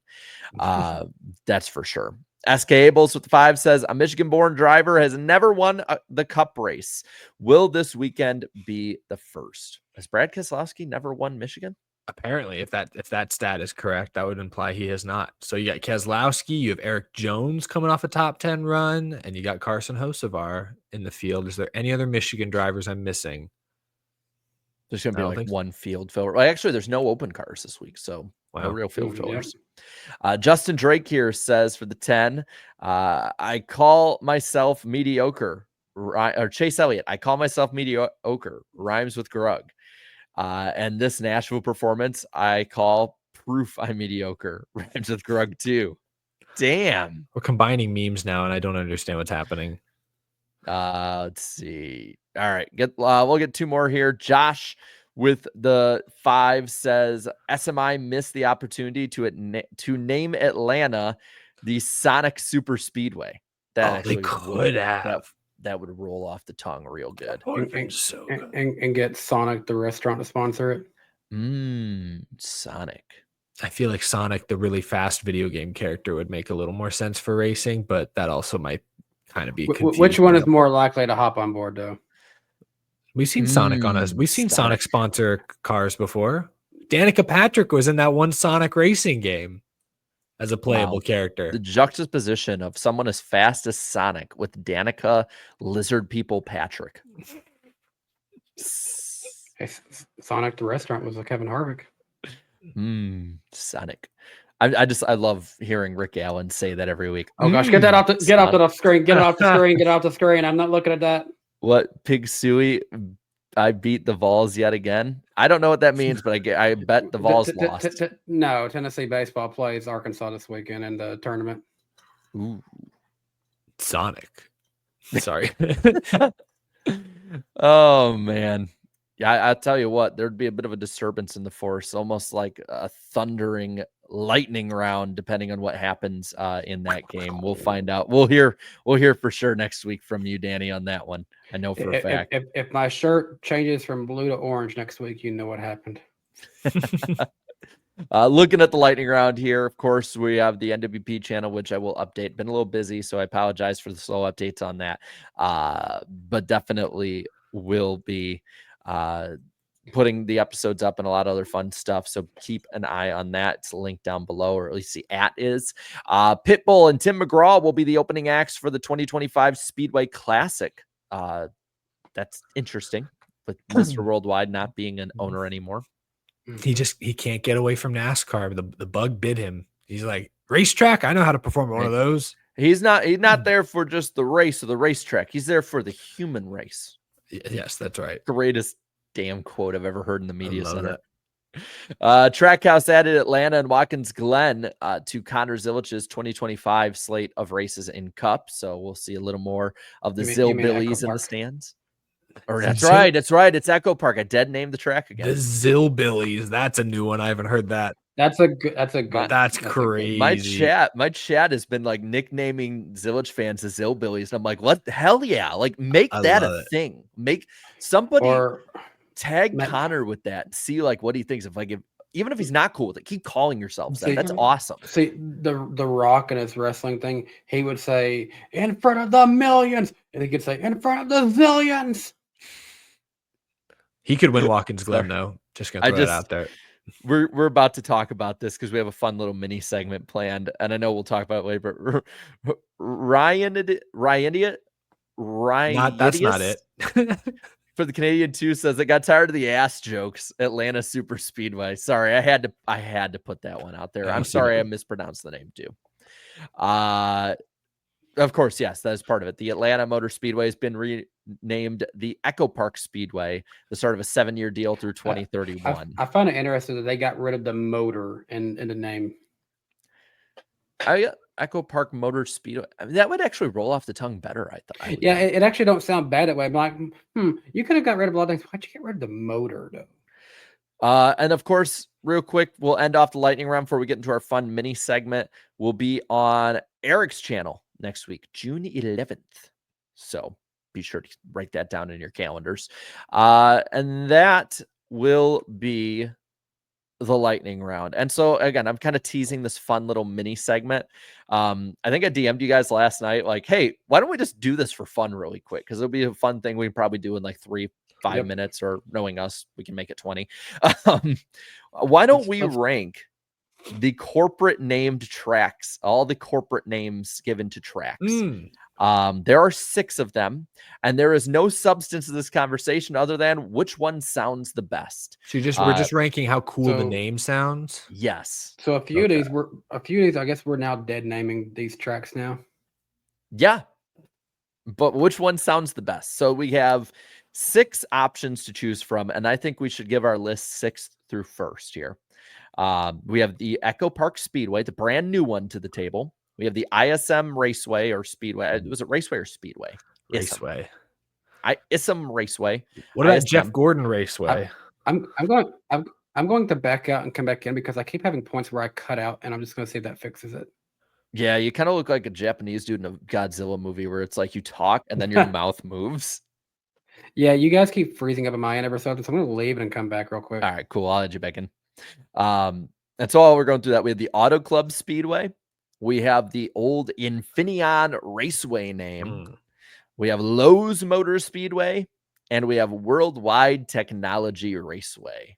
Okay, So all right. I have my 6. All right, go from 6th to 1st. Lead us off. What are your rankings? All right, Danny, these are mine. ISM Raceway, terrible name. What even is ISM? What does it stand for? I don't know. I don't care. Fifth is Worldwide Technology Raceway. It's a mouthful, terrible, awful. Just call it Gateway. That's such a cool, unique name. Number 4, Echo Park Speedway. Could be worse. Kind of boring. Not terrible. 3 is Auto Club. It's kind of cool. Sounds kind of exclusive. I guess that was the point. Auto Club Speedway, not bad. I like Lowe's Motor Speedway at number 2. Just rolls off the tongue, quick, one syllable. And Jimmy basically owned that place in that era, so it was kind of fitting. But number 1, Infineon Raceway. That's just cool. It sounds like a cool name. I don't know what that company does. I think it's a tech company, probably Silicon Valley. I don't know. But Infineon just sounds cool and had a cool logo. So those are my 6 in order. Danny, what do you got for your ranking 6th to 1st? Me and Eric are very similar. I've got 6th ISM Raceway. I think that's the worst name in all of these. Number 5, I'm going to Echo Park Speedway. Number 4, Worldwide Technology Raceway. Number 3, Auto Club Speedway. Number 2, I've got Infineon Raceway. And number 1, I think Lowe's Motor Speedway sounds the best out of all of these. Fair enough. We're pretty similar there. So for mine, I think we have a clean sweep for last. ISM. I have ISM. Echo Park, I'm going to put 5th. Worldwide Technology Raceway, I'll put that one 4th. I don't think it's that bad. It's just mediocre. I'm going to put 3rd Infineon. They went 1, 2, 3 of us. I got Auto Club 2nd, just because I think that one, it rolled off the tongue pretty well.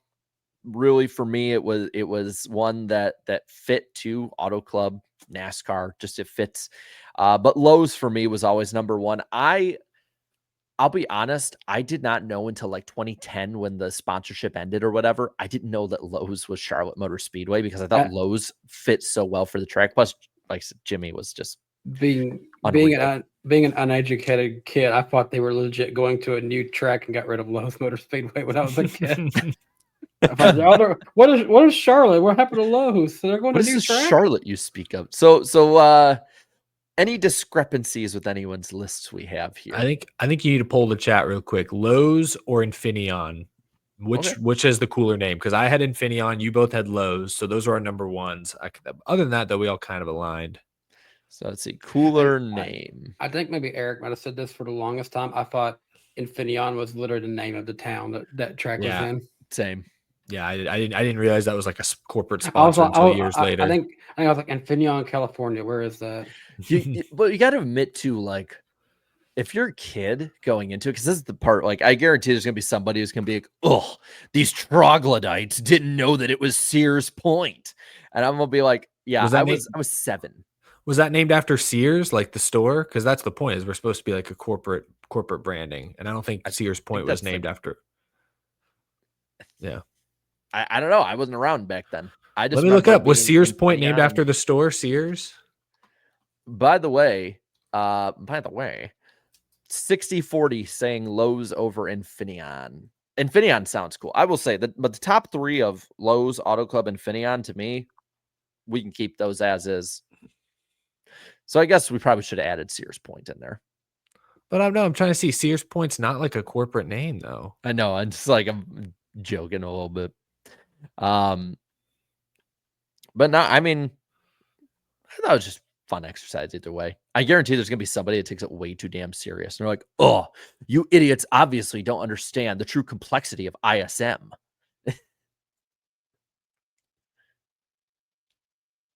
Some people didn't know Auto Club Speedway was the original name of the track. Wasn't it called just like California Speedway? Yeah, California Speedway. That's what it was called in Herbie Fully Loaded. California Speedway, and it had the same logo basically as Penske Racing. Which makes sense. Oh, yeah. That's right. I think it did. No, you're right. It did. It did kind of look like the old Penske logo. Well, that was fun. Just a nice little fun one. But we got a bonus fun segment this week. I can't handle all this fun. Well, we're having too much fun. Then let's head on into the headlines. This is fun. We're having fun. There really wasn't too many big headlines this week, other than Cleetus McFarland might have the ownership or driving or both, based on the article from Sports Business Journal, with Ram next year, which is actually kind of big news when you think about it. There's a lot. Yeah, there was a lot of news or potential news packed into that fairly vague article. We love Adam Stern, Sports Business Journal, but there was a lot of still. It was all penciled in. Let's just say nothing has been inked, I guess, per this report. But yeah, the news that Cleetus McFarland might jump into the truck series next year, either part or full time. I mean, he did say he wanted to run the Daytona 500 in the next 2 or 3 years. So I guess you got to get moving, got to work your way up the ladder. So I'm not shocked to hear that he would consider running some truck races next year. That's not shocking, but that is big news. That's significant news considering he's made 3 ARCA races so far. But then the news that Ram, we've heard news, it's already been reported that Ram is interested in coming back to the truck series, but to hear that they might team up with Cleetus, and that kind of is one of our first indications of what kind of ownership they're looking at, et cetera, that's interesting. So there are a lot of wrinkles to this story. I don't know if I feel like the Ram part isn't honestly as interesting because we already knew they're likely to return to NASCAR next year, but the Cleetus part, I mean, what do you guys think? Do you think Cleetus is prepared to jump into the truck series, and do you think there's any chance he tries it full time? I mean, he's good. He's good at business. We know he's been good at business for how long. He's been growing his own personal brands. I don't know what this is going to look like for him long term, but I know this is a great opportunity for he can work with Stellantis in ways outside of NASCAR's brand too. Yeah, and this is the thing that I caught. The thing that caught my eye in their article, and I put it down in the itinerary, is that, you know, Stellantis with Dodge and Ram with their re-entry potentially is wanting to lean a lot on celebrity presence and endorsement. And at first, I think a lot of people who read it were like, ooh, like that's not good. And depending on how it goes, that's definitely probably not the best way, I would say, to go about it competitively. But I mean, if you remember, like, maybe not with like new manufacturers, but say with like the new car with the COT, I remember the old commercials that Chevrolet would put out with the Impala, where they had Dale Jr. and Tony Stewart, and then they had TI, which I know all 3 of those names as big names really dates the time.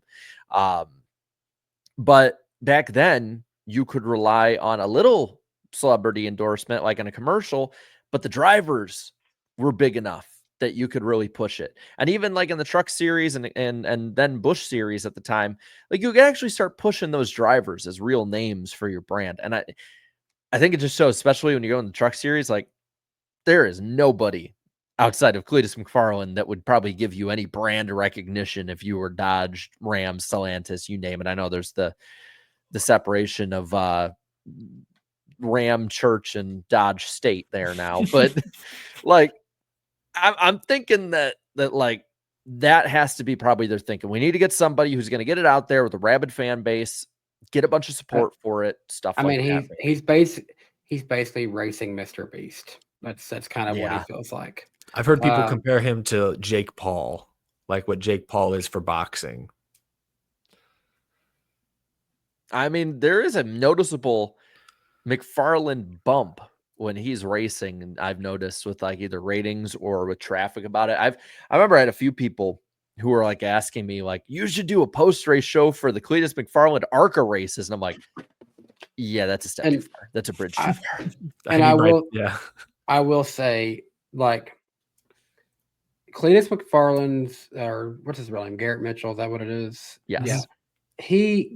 He brings more of a recognizable brand and celebrity status, more so than even Frankie Muniz. Like, no offense to Frankie, but I think a lot of people hear he's in NASCAR and go, wait, he's still around? He's doing NASCAR? He's alive? That's kind of the reaction that most people give when they find out that Frankie Muniz races in NASCAR these days.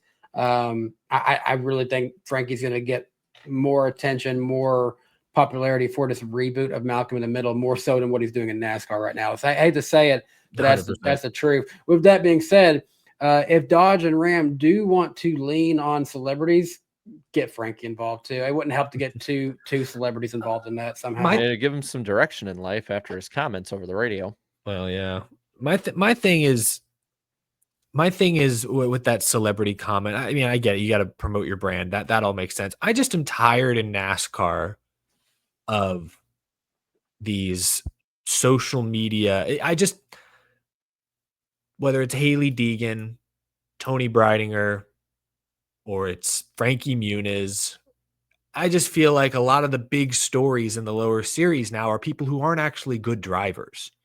It's a lot of, well, they got 3 million Instagram followers or 4 million YouTube subscribers. And I'm not saying Cleetus is a bad driver. I'm just worried that there's a chance it goes down this route. I want Cleetus to prove that he's actually a good race car driver. I know he's driven a ton of different vehicles and different events that he's put on his channel. I don't doubt that he's a wheelman and is capable of this, but he hasn't proven it yet. He's run 3 ARCA races, 2 super speedways, and the one time he got off a super speedway, he effed up on a restart and wrecked 6 cars. Like, it's a learning experience. I'm not holding that against him. I'm not saying that means he should be out of the sport. I'm just saying that doesn't show me he's ready to jump into the truck series. And if we hype this whole thing up, because NASCAR's promoted the hell out of him with all these live streams and all these clips and all these behind the scenes content, that's great. If the performance on track backs it up. Yeah.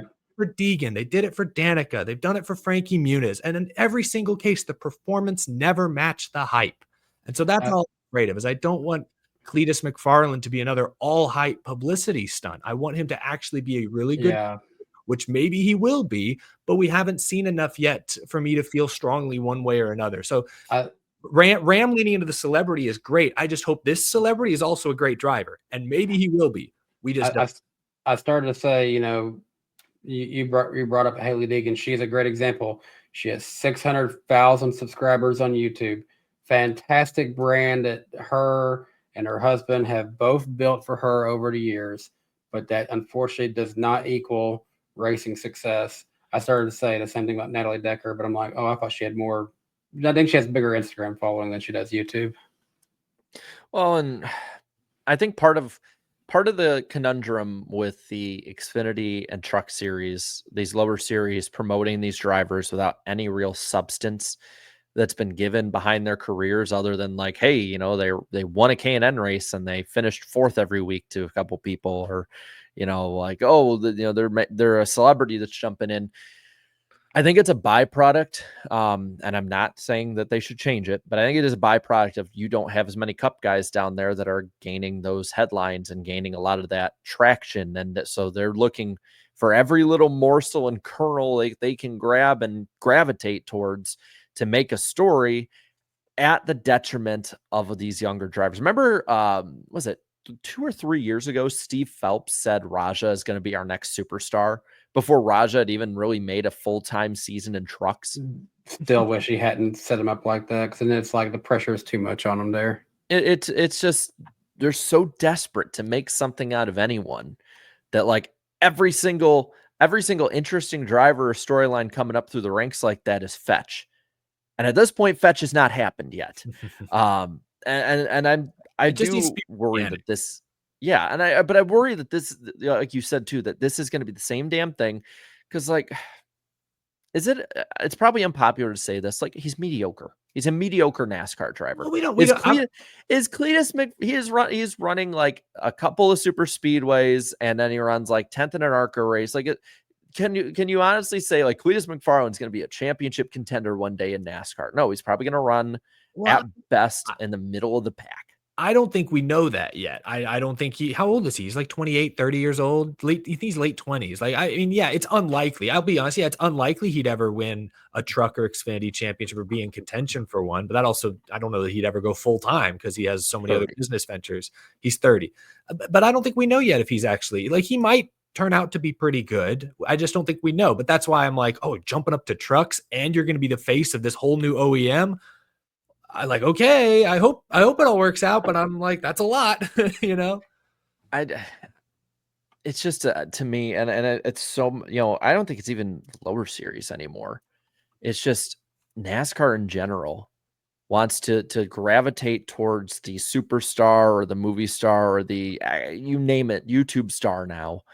They want to go towards anything except for marketing their own stars, their own drivers. Yeah. Like, well, and this is sorry, I didn't mean to cut you off. I mean, he's going to get more traffic than probably all but 10 Cup guys every time he races. That's fair. And I was going to say that's part of why I was very disappointed, even though I'm not like a Kyle Larson fan, but I was very disappointed that the double went so horribly this year, because there's a star that's been created organically because he's really talented.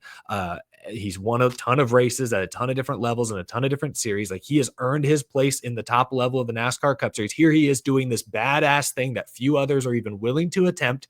If it had gone well, that would have been a great moment. That would have been finally an organic NASCAR superstar is born. First since like Dale Jr. or Jeff Gordon and Tony Stewart in some ways.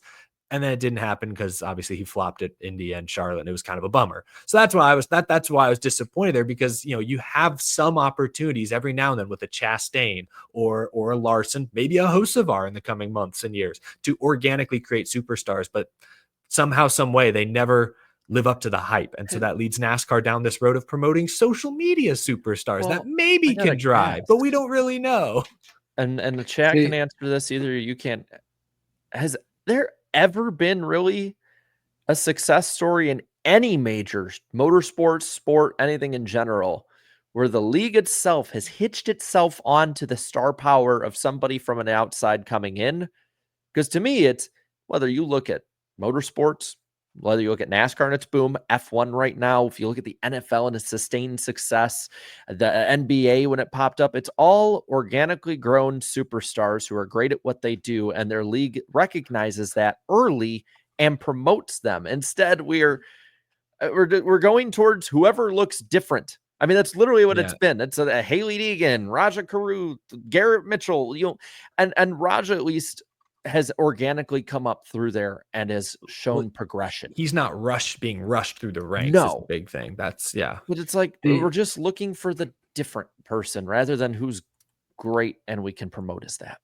That's why I compared him to Jake Paul earlier, because I do feel like Jake Paul has in some ways revitalized boxing. At least, some of these, sure, they're gimmick fights against retired fighters and stuff, but like that's so many people tuned in for that Mike Tyson fight that it crashed Netflix. So like, I mean, that's the only comparison I could make, but boxing is a very different everything than NASCAR. So it's hard for that to be a one-to-one comparison, but Danny, I just want to see organic. I want to see guys earn their way up the ranks, earn their fame, earn the clout by being really good on the racetrack. And I'm not saying Cleetus can't become that one day. What he's done on his YouTube channel is already fantastic, but he hasn't proven himself in ARCA or trucks for that matter yet. So to jump headfirst in with a new OEM, as is rumored, as has been potentially reported, that just seems bold. That seems very bold. I hope it works out, but pardon me if I'm a little skeptical.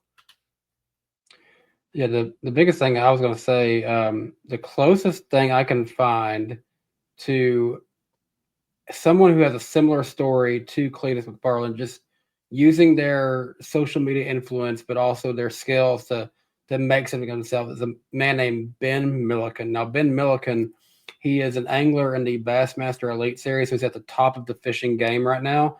But he started off just a fishing YouTuber, and he still has a huge following on there, 587,000 subscribers on YouTube. He's been doing this for years. It says he started his channel back in 2015, so 10 years, and he just was showcasing his love for bass fishing. But he never really thought that he would, in it for the longest time, he never really had any interest to get into the big leagues of fishing. But then the success came with that. More financials came in because of that, and it drove him to make a run towards it. He won one of the Bassmaster Opens a couple of years ago. He's now at the top of the fishing game, is in the Bassmaster Classic every year. That is the closest thing to what people would like to see Cleetus McFarland do. That is the closest real example of someone being like a Cleetus and making it to the top of the sport. We can always count on Danny to break out I don't want to say obscure, but the fishing references to There's but it's more. good- it's a There's good more reference. crossover. to, There's more to tie our crossover between conversation the two together. worlds than you'd ever expect. Watching the Earnhart Yeah. documentary, it's Hank Parker right there. Talk about That's the a good Bassmaster point. Classics. I mean, it is a good point to bring up because, like, that's the thing. I wouldn't have known, because all the other examples we gave are like ones that failed. So I mean, there are I guess there are at least the ones that are out there that you can actually, I guess, strive to be if you're NASCAR. I just There, some other people are pointing out Logan Paul. He's actually, as much as you may not like him, you're not supposed to like him. He is great at his WWE character. He's better at wrestling than I expect him to be, with very little experience, and he plays his heel character very well. You hate him for a reason because you're supposed to. I hated him because I was on Vine back in the day. Everyone has their reason. Well, guys, that was fun, but I think we can have a little bit more fun as this goes. Let's go into our predictions and have a lot of fun. I think I kind of hinted this to the chat, I will say, a little earlier, that we might have a lot of fun with this part of it. So going into the segment, if I can find it, the rules here. We'll each make 2 NASCAR, motorsports, or show-related predictions. We'll keep track of them each week in our accountability session. We'll try and keep them concise, but you never know. For me this week, nothing. Absolutely nothing. There's no predictions in here. Danny says at least one practice qualifying session at Nashville will be rained out. That happened. You said Ross Chastain will get a top 5 in every Nashville race he's in this weekend. Did not happen. Close. Eric said Kyle Busch would win 3 or more of the truck races he was in 2025. He has started Ooh. 4 of his 5, I think. Or I think he can't happen. Yeah, he's like 1 for 4. Yeah, he won Atlanta. That was it. So JGR car would lead the most laps in the Nashville Cup race. Ryan Blaney did. They led the 2nd and 3rd most laps. Yep. You said AJ Allmendinger would score a top 10 at Nashville. That was before his crew member messed with the car and they totally screwed their whole weekend before it even started. We were all hyping him up, had good conversations with him in the media center, and Yeah. then that all happened after everyone talked to him. Yeah, that was tough. So the prediction standings for this year are Danny in the lead at 32.43%. Wow. New leader. Big plays. Remember when I had single-digit percentage? Yes, I do. I am still at 32.26. And I remember when you were at single-digit percentage because I was in the lead back then. I need to get it back. And Eric at 26.19% on the year. I got to start driving into the paint, get some layups. Careful, they'll go after you for a while on that one. I am at 39.84% all time. Danny at 31.29. Eric at 30.20. So we're all pretty good all time still. So Danny leads us off this week. I'm laughing at Foolish Banana. New leader, 48 fan. I like that. I like the name too. All right, for my first prediction, Carson Hocevar will lead laps in both races this weekend at Michigan. That can be a tricky one because he could run like top 3 again and not lead a lap the whole He damn could lead. time. He leads 1 lap and it wouldn't count because you said laps. No, okay. I don't know. No, lead laps in both, meaning multiple. There's 2 races, Eric. Just don't get beat on the wording of it. Make sure you put that in then. Okay, let's clarify. He will lead at least 1 lap in both Thank races. you. I've been reading a lot of antitrust lawsuits lately. So my Okay, he will lead at least 1 lap in both races this weekend. Thank you. We need everything to be very clear in writing. All right. So I'll go next here. Eric and Danny, whichever the number it will be tied in their correct picks or predictions or whatever it is for random driver of the week by the end of the year. At the end of the year, they will be tied, whether it's 30-30, whether it's 22-22. So neither one of us will have the lead, is what you're saying. Yes, that's exactly what I'm saying. You're not even taking into consideration that you might stump us and you might be tied of us too. I think I would have to put it in writing. Eric get one, and then me stump you guys another 14 times to tie. It's certainly possible. Well, I'm not going just for the stumping because that would get really boring really quick. I need my redemption for my Allmendinger pick this last weekend. I think that AJ Allmendinger will be a top 10 seed in the in-season tournament once that begins. That thing is so damn confusing on how they It set is. it up. I've I not think even it's paid based. attention I think it's anymore. based on your best finish the next 3 weeks, and there's a road course coming up, so I'm betting AJ is going to have a good finish there, and that's going to get him a top 10 seed. That's my bet. Fair. Danny, you are now up for round 2. This is weird. This is a weird order now. Yeah, I've got to go. I don't first. even think I changed. Did I change it? No, I didn't even change it in the pick order. Damn. Okay, well, here we go. At least one driver in the top 8 of the Cup Series when the playoffs start will be eliminated after the first round of the playoffs. So one Cup Series driver from the top 8 when we go in will be out by the end of the first round of playoffs. Okay, all right. And it's not as much of a wild card this year. So that is I respect it. I respect it a lot. Let's go out on here. Ryan Blaney will get 10 or more DNFs this year. He's had 5 so far. We have super speedways coming up. Ryan Blaney and that team find ways to I mean, the math would suggest he'll get there, but he may very well be my driver to top 8. He is on pace. Just saying, I made the same prediction last year, I think, with who was it, Gregson or whoever the hell it was. Bush, thinking, maybe. man, I'll be able to get this one. And then I didn't. I think that, we got 22 races left. 5 of 22 is not that as egregious. He could win the championship and still get 10 DNFs. So 100%. I need a layup. This OEM has won 9 of the last 10 Michigan races. I think the Heritage Trophy stays with Ford this weekend. I don't even know if that's as much a layup. I know they're really good there, but no, it's not a layup at all. Year? Yeah, Toyota won last year. So I'm basically betting like Penske wins, maybe RFK, but like front row's not winning. The disrespect. Cole Custer is here. I'm sorry. Cody it's Ware, not man. happening. It's not happening. It could rain. I mean, it could, probably won't, but it could. So good picks, guys. That was fun. That was a lot of fun. You know what's going to be even more fun?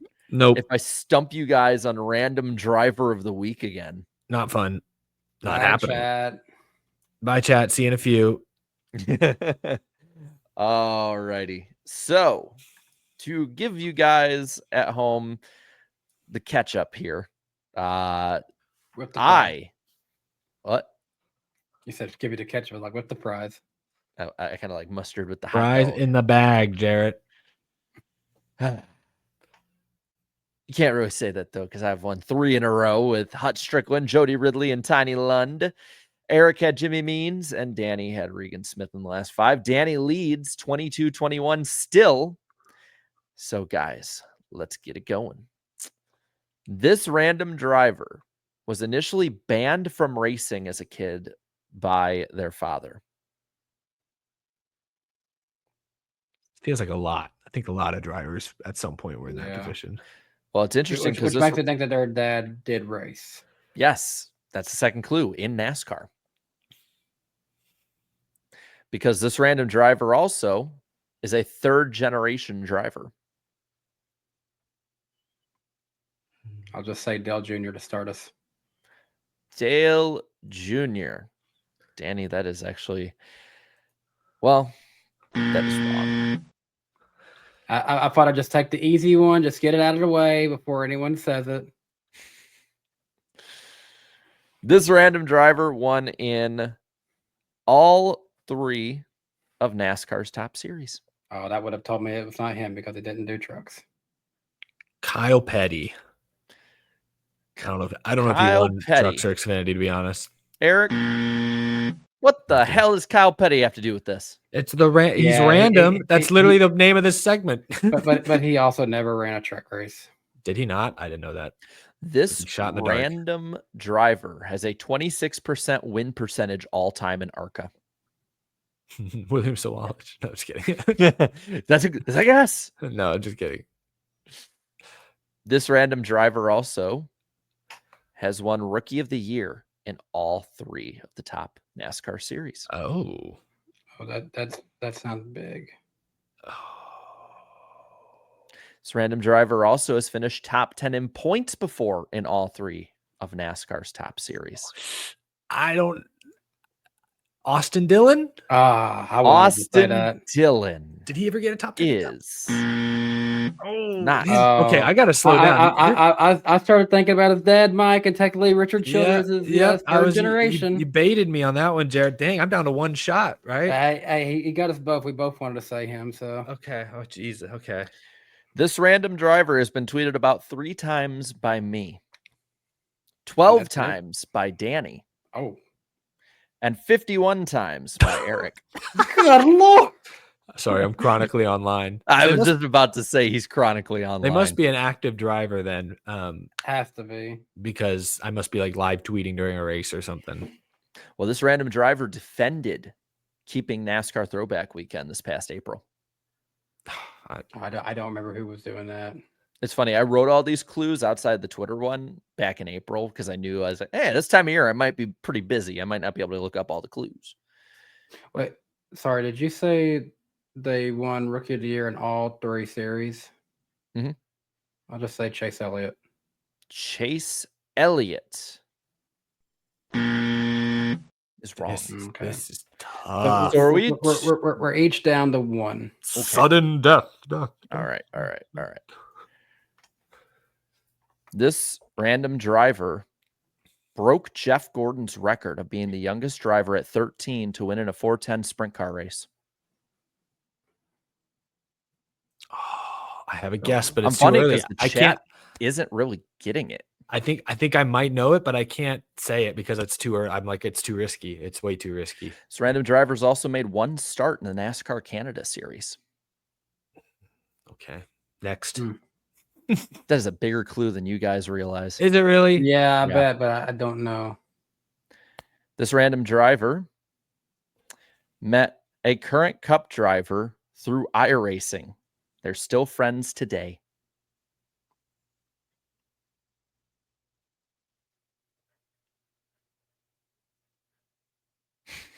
I love the deep in thought, and then there's me. Oh. You got the crickets. I think they're still here.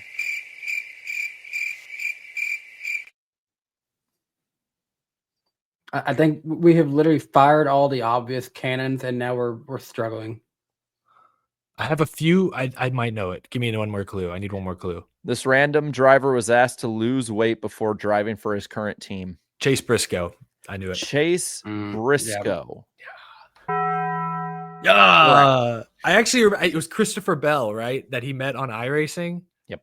Yeah. I heard that story sometime this year. So JGR asked him to lose weight. Yeah, they He's did. on it, They put yeah. him on a diet and made him start working out. And to be fair, he looks a lot better now. Yeah, he's lost some weight. He looks good. Yeah. Good shape.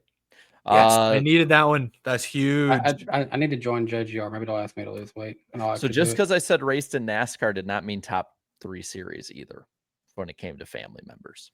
Okay. Yeah, I knew his. I mean, his dad owned a sprint car team. I don't know anything else about his. You said third generation.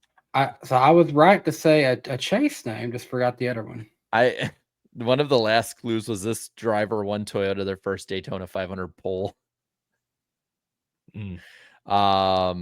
Let's see. What are some of the other good ones I had in here? Beat Kyle Busch at Darlington. I put that Darlington had 2 career-defining wins at Darlington, beating Kyle Busch. It's Kyle Busch. Here's the thing. So I want to list them off because of the numbers and the OEMs. Yeah. that's so cruel. The OEMs were Ford, Toyota, and Dodge. Never Chevy from what I see. And then it was like 2 or 3 clues ago. I was like, I think it's Chase Briscoe. And then I was like, but wait, he was never top 10 in Cup points. And I was like, no, wait, yeah, he was. He made it to the round of 8 that one year. And then I was like, that has to be him. Crazy thing is, I'm looking at a picture of Chase Briscoe from last year. He don't even look like he needed to lose weight. It didn't look that bad. Can you imagine though? It's like, oh, you just got this job of a lifetime, awesome job. Your wife's pregnant with twins, and they're like, okay, on top of all this other shit you're doing, Your fat ass needs to get into the gym. Okay, fatty. Delete DoorDash. Damn. That is not a Joe Gibbs Racing sponsorship. Get rid of it. God. We need you to start hunting and eat only deer meat. Lose some weight. And while you're at it, just in case this is too much for you, like you should probably be insured by Progressive just in case like you crash on the way to the Bass Pro. But the numbers were 04, 07, 1, 14, 19, 22, 27, 29, 60, 77, 98. Those were the numbers. Yeah, a lot of BK Racing and Stuart Haas. Yeah, that's good. And Lord knows when he was at JGR, he didn't. They even tried to give him the Subway sponsorship and everything, man. It failed. Yeah, he left the whole damn team after that. So that was a lot of fun. They gave him one hint at losing weight. Here's Subway. Get out of here. Give me Burger King. So to end the segment here, Danny and Eric now tied at 22 apiece. My streak of stumping them has ended. I'm still tied with the guests 6-6. So a lot of fun. Nice. Oh, that was a lot of fun. Let's head on over to Michigan. No sleep till Brooklyn on this one. Down, out. I love that Down, song, man. down. No sleep till Brooklyn. Yeah, I don't know if they still do it because it's been a minute since I've been at Michigan. But I know when I was a kid back in the day, they used that song as like the pace lap song. And it was a vibe, man. It was a vibe. Cool. So Michigan this week, a few notes. There are no open entries for the Cup race. So 36 car field, 32 for trucks, Hocevar in the 7 for Spire, LaJoy in the 07 for Spire as well, and Chastain with Nice in the 44. So pretty heavy hitters in the truck race. Truck race is the DQS Solutions and Staffing 200, 125 laps, 30, 30, 65. The stages, 12 p.m., noon Eastern time. Yeah, I saw that and I had to do a double take. I'm just saying, we got to say the word this week. The what word, Jarrett? The N word. No, don't say it. Noon. Noon, baby.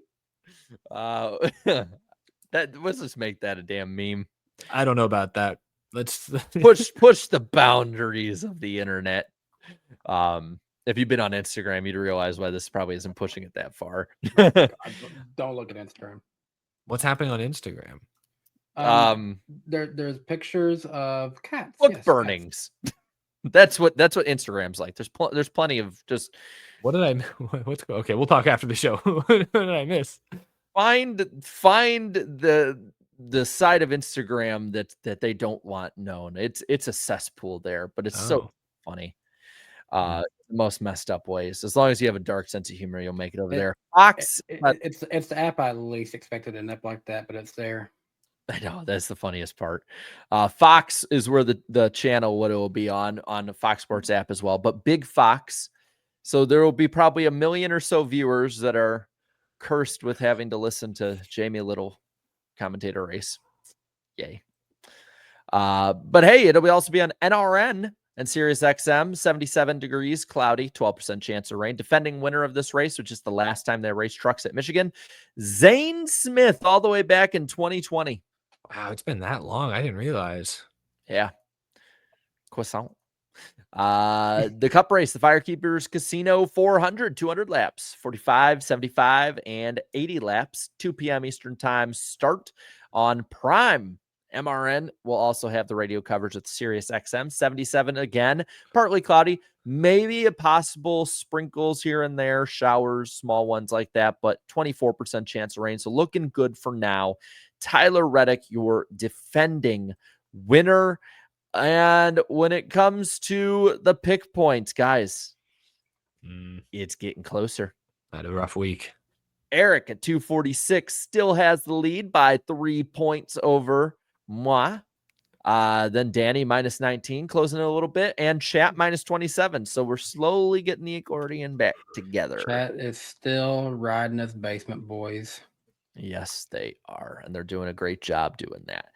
So that will lead us straight on into the picks. Who is going to win the NASCAR Craftsman Truck Series race at Michigan this weekend? Chat, lead us off. We're about to see one number just fly up here. I bet I know which one it is. 07. Let's go, chat. Yeah, they're going to Heim. That's pretty obvious. Yeah, I kind of figured it was going to be Heim time for him. So with that being said, Ross Crashtain is the only person picking Chastain. with that being said, give me the local Carson Hocevar. I knew that's where you were going to go with that one too. So that gives me my number 3 pick, and that will be Do it. Ross Chastain. Oh, was not even on my board. Wow. I'll take the Cup guy. I'm going to make a prediction. Eric's going to take the 34. Yeah, Lane Riggs.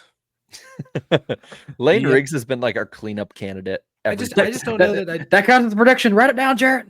I just don't know that I trust the niche truck to be like trimmed out enough to have the horsepower. I guess they're all running the same engines, but whatever. Yeah, I don't know. But yeah, I'll go with Riggs. All right. Who's going to suck in the Cup race? What do you think, chat? Who sucks? See one for Hocevar. Denny Hamster, who's still on baby watch Okay, as of here now. they come. Big mix of people.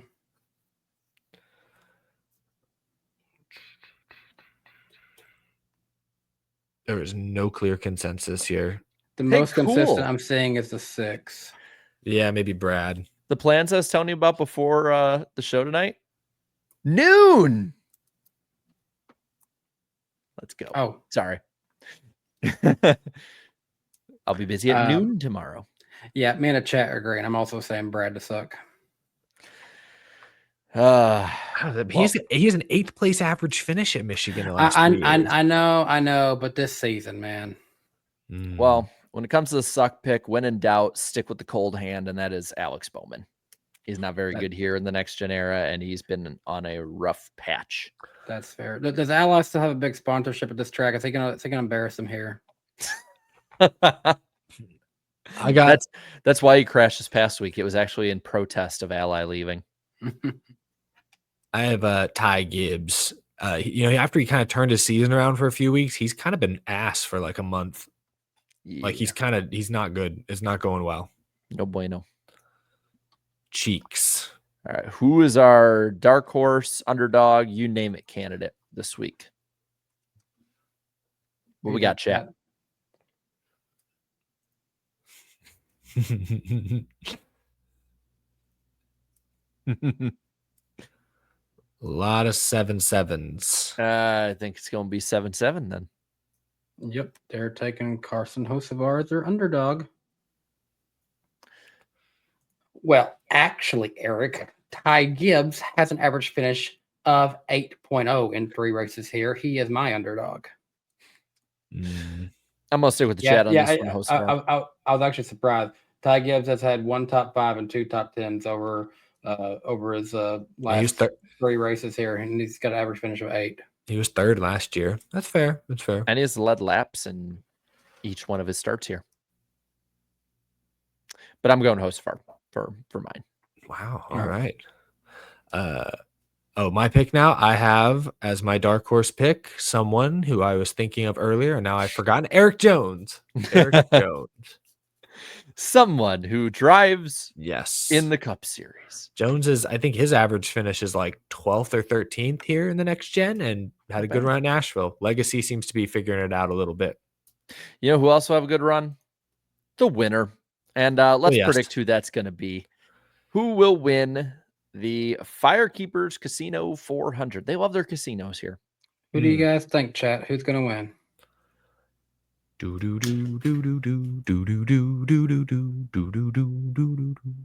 this is the thing on the StreamYard side, the chat moves slower, so I actually can't see as much as I can see on.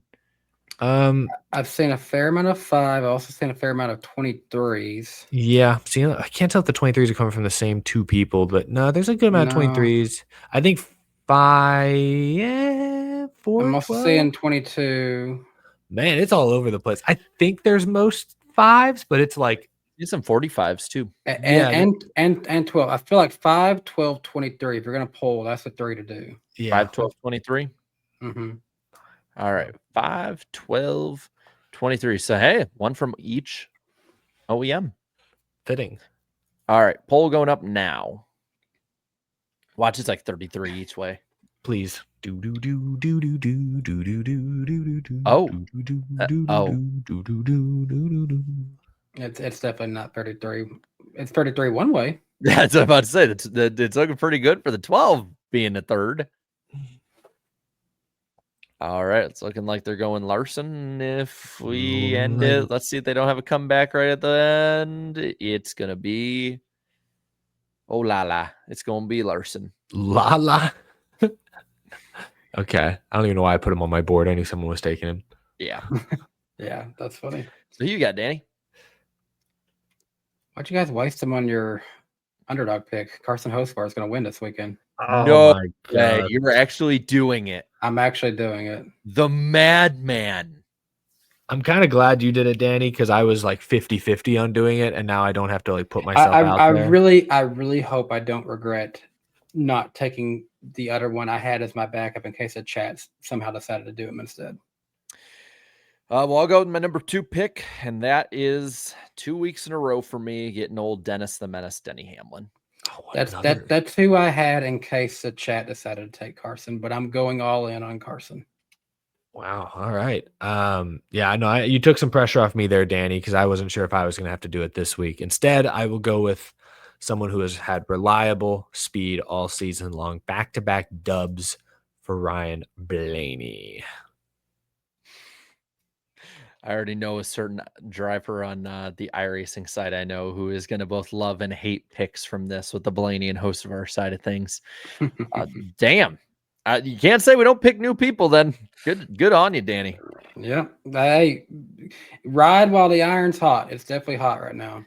Very much so. Is that the saying? Let's get to the final super chat stage break. How about that? Where did we I think we Bailey is the next one up here. Who says, remember when LaJoy could have had the 19 truck that's second in points, but decided to pick a team outside of Carruth that's wildly inconsistent? That's funny. That's funny looking back on it. At least we'll give him credit. He's doing TV. So maybe he saw like Prime videos like, oh, this is a way to launch my TV career. And I wonder how this looks. I know they're doing white flags in the chat, but it's different on StreamYard. So it looks like it's just like a bunch of scribbles. I know they're white flags, but it's interesting. I still see it. So there's SW's right here who says LaJoy back in Spire for the scheduled truck racing, but that's pretty sad when he made an AI generated post of fans to look like he has fans. Damn. Yeah, no, that was a AI aside, the fact that he had to basically fake a photo of him having fans is such a bad look. Like, how do you not realize that's going to open yourself up to so many were there 12 dunks? What? Were there 12? Because it might be a self-aware joke. Oh, maybe if there were 12 fans, that would be funny. Okay, fair. Let me actually look that up. Like there is ways to have fun with AI. I know some people hate it, but you can really have fun. But let's see how many fans. It was 11. They said it was 11 in the 1, chat. 2, that 3, might actually 4, be a 5, good self-aware 6, 7, joke. 8, 9, 10, 11. Yep, there's 11 fans. You know what? I'm gonna say this. I'm gonna give him the benefit of the doubt because I do think he gets a little overhated now. Probably a lot of overhated. I honestly think that might be just a really good joke. Maybe, but the fact that it wasn't 12 though, I think that makes it even funnier. Like the 12 people are there, not all of them are even there for him. I don't think it was intentional. I don't know. It was a little cringe. I like Corey. It was cringe. Side note: I wonder if he can find a way to flip a truck this year. If there anyone good, it's probably him. Atmos here says, what makes a track rebrand successful? I always call California Auto Club, Sonoma sometimes Infineon. I'll never call Atlanta Echo Park. I guess that's longevity, really. It's a good litmus test for it. And I'm probably never going to call it that. It just would have made more sense in Texas because I know Echo Park is from Texas. Let's see. Fred Dog for the 10. Does Chase worry you more as a so-called fourth driver than Gibbs, owner's grandson, but well out of playoffs, regressing in third year, and third driver in Briscoe pulling away and showing much improvement?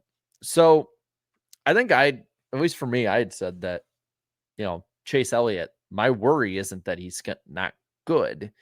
My worry is he's not good enough to where I think he should be. He's in purgatory. Ty Gibbs, cover your ears. If you're listening, man, you're in hell right now. Like, it's not going good. You are not in purgatory. You do not collect $200. It is very rough for you. I think those two are in such the Ty Gibbs one. The thing is, like, both these drivers are probably the safest seats in the series. Like, you got the owner is your grandfather, and you're the most popular driver who in your bad year is still doing better than probably 70% of the garage's good years. Their tires are blowing out. No. So I think it's kind of apples to oranges, but I understand the comparison. No, I mean, yeah, Ty Gibbs, if his name was anything else, he would be on the hottest seat imaginable. And like we'd be calling for his ride. We're just not wasting our breath because of what Jarrett just said. Yeah. Yep. Cavs fan says, is Chase a generational talent? I don't understand why people say he's washed. He's fourth in points. Also, is the crew chief responsible for making the car have speed, or is it how Chase drives it? So I don't think we said he's washed. I know a lot of people have. Chat. Some people in the chat maybe did. I think I saw that earlier, but that's just the chat being the chat. I've seen it on social media too, and I'm just like, yes, he's fourth in points. If consistency mattered a lot more, I don't think this conversation would be had. But it's the way that the sport is right now. Like, being 5th to 15th every week does not really do it. But yeah, I think the crew chief has a lot of responsibility. But I think the way Chase drives it is why he struggles on restarts, and it's a huge blank spot in his weapons catalog, I guess. I don't know the right way to say that. Steven with the 5 years says, in my opinion, I feel like Hocevar gets the seat Hamlin leaves at JGR. Likely also being the 18 again, because Hamlin will take the 11 to 23-11. I saw this week that I think that's wishful thinking. I don't think that they would get Hocevar. And I thought I saw this weekend that Hamlin's likely to sign an extension for another year. I think he's going to stay there. I don't see him going to his own car. Yeah, he's staying with Gibbs at least through next year. Probably, my guess is he'll sign a 2-year deal, and then that could be it. That's my guess. Now, he didn't necessarily put a time on that. It could be for the future. I think the one we should more question about at Toyota is where the hell was Martin Truex Jr.'s extra starts that they were saying before the year? Okay, so we haven't heard from him since Daytona, right? So let's see here. I'm going to spoil some things here. I was told by our contact at JGR, if he was to do anything, JGR didn't put out the Cup car. That was technically Tricon. So it wouldn't necessarily be anything JGR sets up if he wanted to do some Cup. But the thing is, I was told they are fully sold out on all of their Xfinity cars for basically the next 2 years, is what I was told. So if he was going to do anything in Xfinity, it would have to be Sam Hunt Racing. His brother has raced for Sam Hunt. Maybe they share a ride. I don't know. Why on earth would Martin Truex Jr. want to come back and run 15th in the Xfinity Series, though, even for 1 week? There's no reason he would do that. I just found it funny because, like, the whole talk of of him retiring is like, Joe Gibbs, you're always welcome back unless we sold everything out. Then if that's the case, go fishing, Martin. I would say it could be the first NASCAR champion to also win a Bassmaster Classic. Hank Parker could never do that. Don't give him ideas, Danny, because he might actually do it. Carl Singleton with the 5 says, the 1998 Daytona 500 has recently turned into a way to motivate me to stop myself from becoming an incel. Okay, good for you, man. Whatever works. Garabuki with the 10 says, I can't stand Heim, but I can't wait for him to get to Cup so we can witness the host of our versus Heim rivalry weekly. That will be good. Carson is just an automatic storyline that makes every race more interesting. I agree, because the Gibbs-Gregson rivalry has not lived up to any of the hype, so we need a second shot, a chance. Justin Drake with the 20 says, this episode of NWP is sponsored by Eric's McDonald's Wi-Fi, always as bad as the milkshake machines are broke. Hey, my internet was acting like that too, so... Am I the only one that's also doesn't have an Ethernet cable in my setup right No, now? that's the crazy thing. An Ethernet is going directly into this computer. Steven with another 5 here says, remember when we used to dread the summer with Michigan, Pocono, Kentucky, but now we look forward to it with Nashville and Kentucky's place. Fair. Wild. I look forward much more to the summer now than I used to. I will admit, for the longest time, the summer would come up until they started changing up the schedule, and I was like, ugh.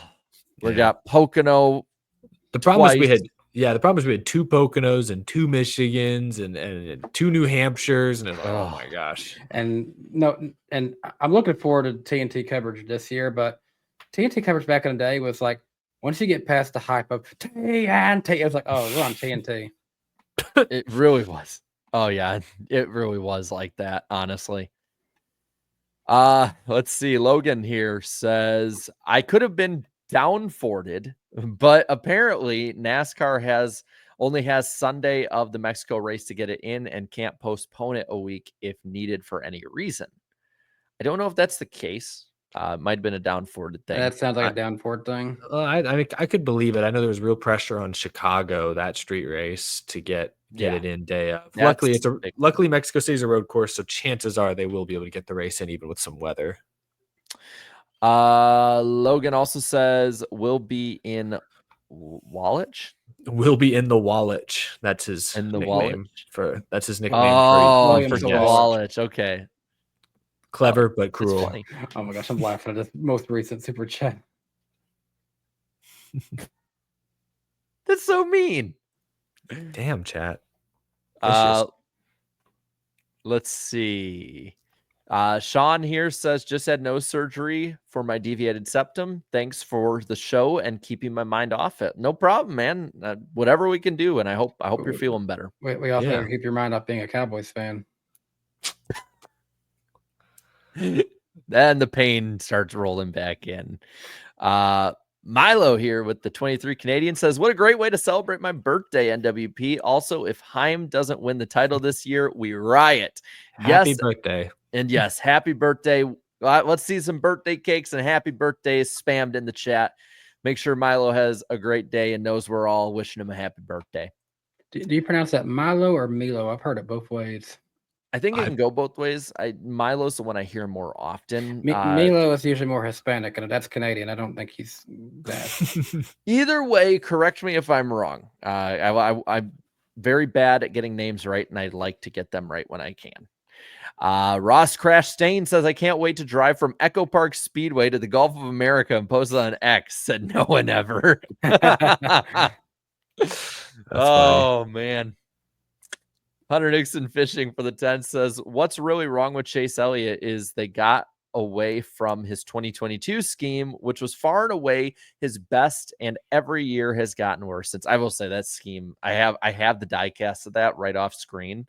That scheme's hot. The 22 scheme was really good. I've liked most of his schemes since then as well, but yeah, the 22 was really good. I will say I still miss when he was the 24, specifically the 2017 one had that touch of yellow on it, but something about the random red and light blue striping on there was like, that's just an interesting touch. It worked. It worked. Let's see.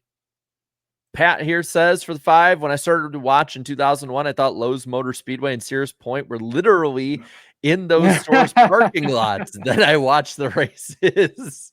That's oh my gosh. That's a big Lowe's. It's the superstore.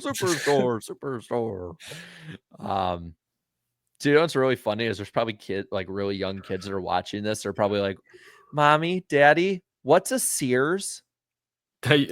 I'll raise my hand. I don't know if I've ever been to a Sears. I know what it is, but Well, so I used to live in the town I grew up in. The first place I grew up in, there was a mall that was right nearby, and there was a Sears in Every there. And I Sears remember is a going mall, in. it feels like. Yeah, I just remember going in there when I was like a little kid, and now I go past there, and it's so fitting. The entire mall around that area is empty except for like one store. Speedway Anywhere says for the 10, Cleetus needs to figure out who he is NASCAR wise. He has a Ford main event, Chevy shipped pool, Hemi brand. That much won't help him in NASCAR. he's just playing the field, seeing what's out there, putting feelers out. So fun fact, even though they're not a national brand anymore, there is actually a small few Sears locations that are still open. I know of one in Middlesboro, Kentucky. I'm actually looking at it on Google Maps right now. They allowed people to independently still keep using the Sears name, but they would just be like little, like just small like hardware stores, basically. See, Sears fits into that bin with Kmart. Remember when we did that show and I was sitting outside of Kmart? Yep. RIP. It was like one of the last 5 Kmarts in America. Justin Drake says Eric is describing Natalie Decker. Sure, she has a lot of followers, but she couldn't drive a truck to save her life. Case in point, spinning herself on the front of a tow truck at Bristol after ignoring her spotted. That was one of the craziest moments I've ever witnessed in person. NASCAR Nixon should have at least left us that one. Yes. Oh my! If somebody has that archive, please post that, because that was just comedy gold. Much better than probably anything Big Mouth has made. Justin also says Jake Paul seeing a crippled grandpa at the retirement home. Finally, a worthy opponent. Our battle will be legendary. I'm just thinking of the guy from SpongeBob. I love the young people. By the way, I hate to just interrupt the show with random stuff here, but Jared, I sent you something on Twitter. You can see it later.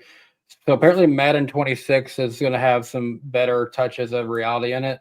And they actually have Randy Moss doing the Vikings pregame horn. Oh, hell yeah. Hell yeah. That's awesome. You can look at that on Twitter later. That's actually really cool. So I needed to tell you that in person. Well, and too, after what he went through and his recovery from cancer and all, like I love the love that Randy's getting. Love Randy Moss. The super freak. He's a freak in nature.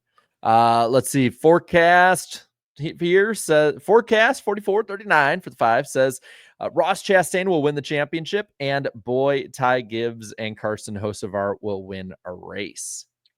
I'm actually more interested to see if hopefully Hocevar wins this weekend for my sake, but I'm curious if he can actually win before Ty Gibbs. Honestly, a couple of years ago, I would have thought that Ty Gibbs would have had a good amount of wins by now. That's the crazy part. Let's see. Hunter Nixon Fishing here says the reason I can't get behind Cleetus and his brand is the persona is the stereotypical image of what a non-NASCAR fan sees: rednecks turning left. That's fair. I get why people would, but that's why I hate Talladega Nights. Yeah, it is a very much a Talladega Nights type shtick. I think it helps knowing that he's done a lot of good things off the track, that he seems like a good dude. But yeah, sure, the character is not going to be for everyone. I get that.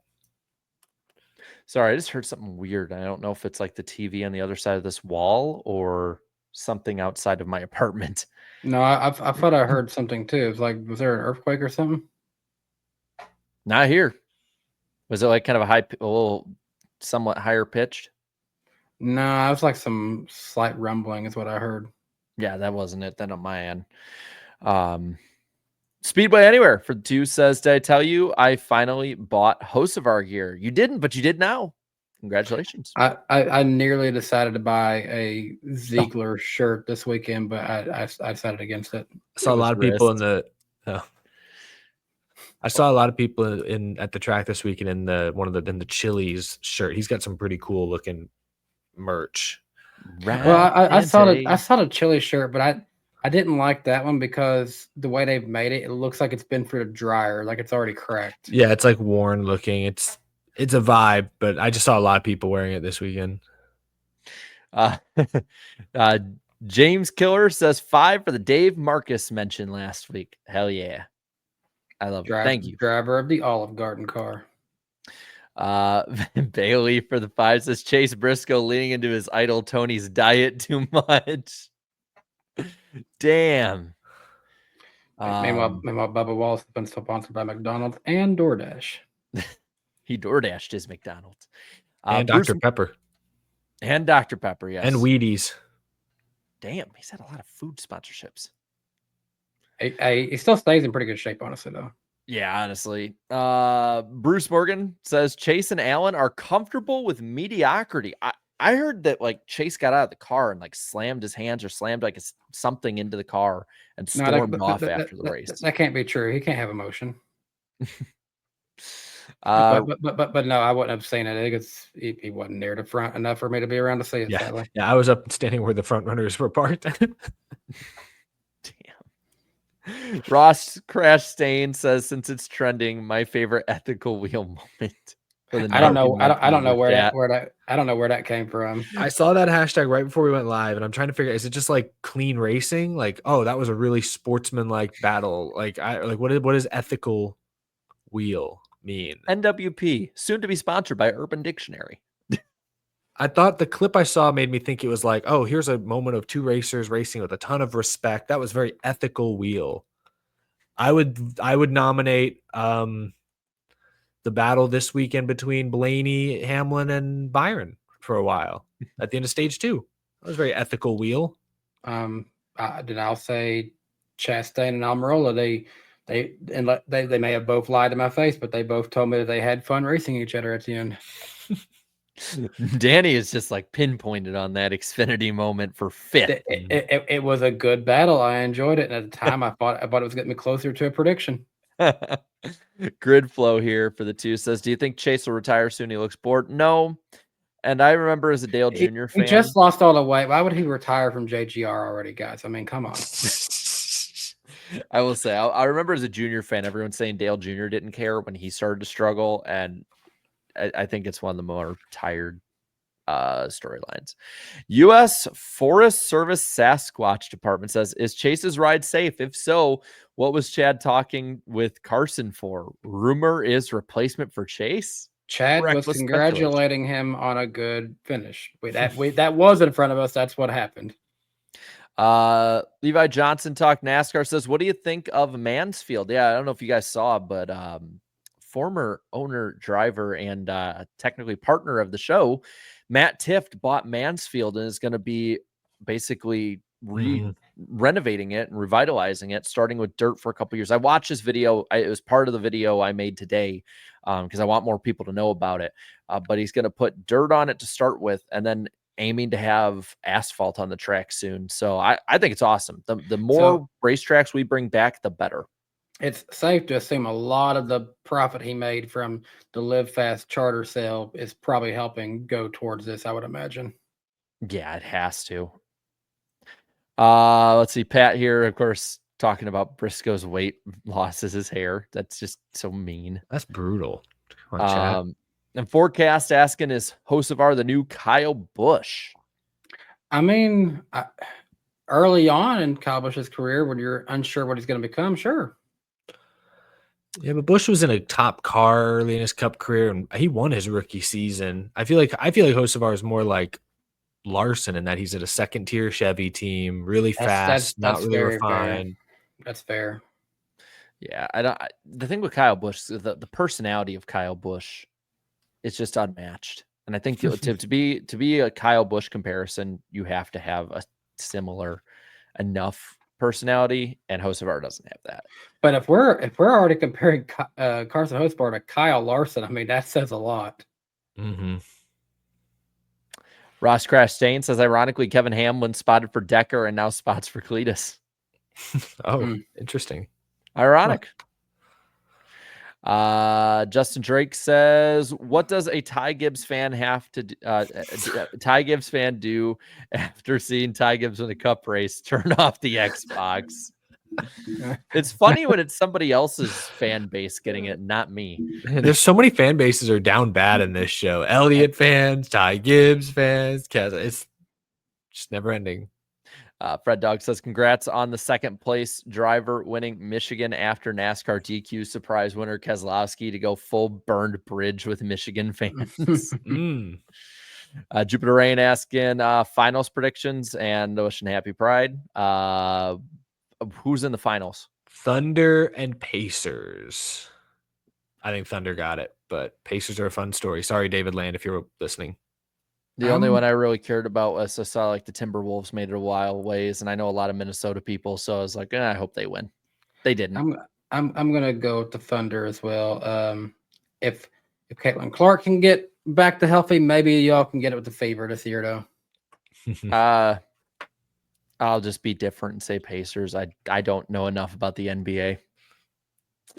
Levi Johnson says, Eric, what happened to the NASCAR bumper? Oh, my Sunny D bumper. It's in the garage downstairs. I don't have enough room in here for it, unfortunately. He's finally had enough of Stenhouse. He can't stand it. No, I still have it in my garage. I need room. I have a few cool sheet metal pieces in my garage that just would take up too much space in this smaller setup. You still got the hood, right? The one with your face on it? I have a giant DeWalt hood from Eric Oh, wait, no, I got it confused. I thought you had that. And then I have a bumper from when Brennan Poole drove the Out of the Groove car. I have that bumper, but that's actually, I actually don't have it here. That's in Florida. Someone I know is keeping that for me because I got it when I was in Florida and I had no way to transport it back to Texas at the time. So it's still in Florida. Eventually I got to pick that up. And then, I have the Sunny D Stenhouse bumper that looks super awesome, but there's just no space for it. I may or may not be driving to Florida at some point. Maybe I could bring it back in the truck and you could get it from Nashville. But then I have to drive to Nashville, which I guess it's more likely I would drive to Nashville. It's definitely an easier drive to me than it is to drive to Florida. It's just slowly but surely. Then maybe I have relatives in Memphis that'll pick it up. And then I know some people in Oklahoma that'll pick it up. And so it's eventually it's just going to work its way to Texas and I'll be able to go get it. Let's just meet in Little Rock and we'll all call it even. Sounds good. Yeah. Well, that was fun. Every segment's a fun segment on here, and we'll have a lot of fun next week on Eric's channel, June 11th at 8 p.m. Eastern time. Gonna be a lot of fun. All right, Michigan's coming up this week. Cannot wait. All righty. Well, everybody, enjoy your night. Thanks for watching. Have a good one. Appreciate y'all. I hope my pick is better than yours. I don't know. Bye.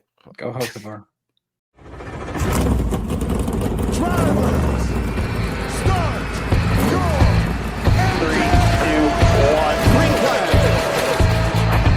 Started off right, pal. Right on, come on. Clean outside. Three wide. Unbelievable. Great playing. We're going. I like the aggression. Dude, let me drop a great car. You can go tell all those guys up there they can suck it. What we're about to do is not a good idea. All good. What is he doing? You gotta be kidding me. Half the pack is flying apart. It's so nice to See you at the line. Oh, pack of cars come piling in as well. Come in the light. Hello. Come back on him. That was incredible.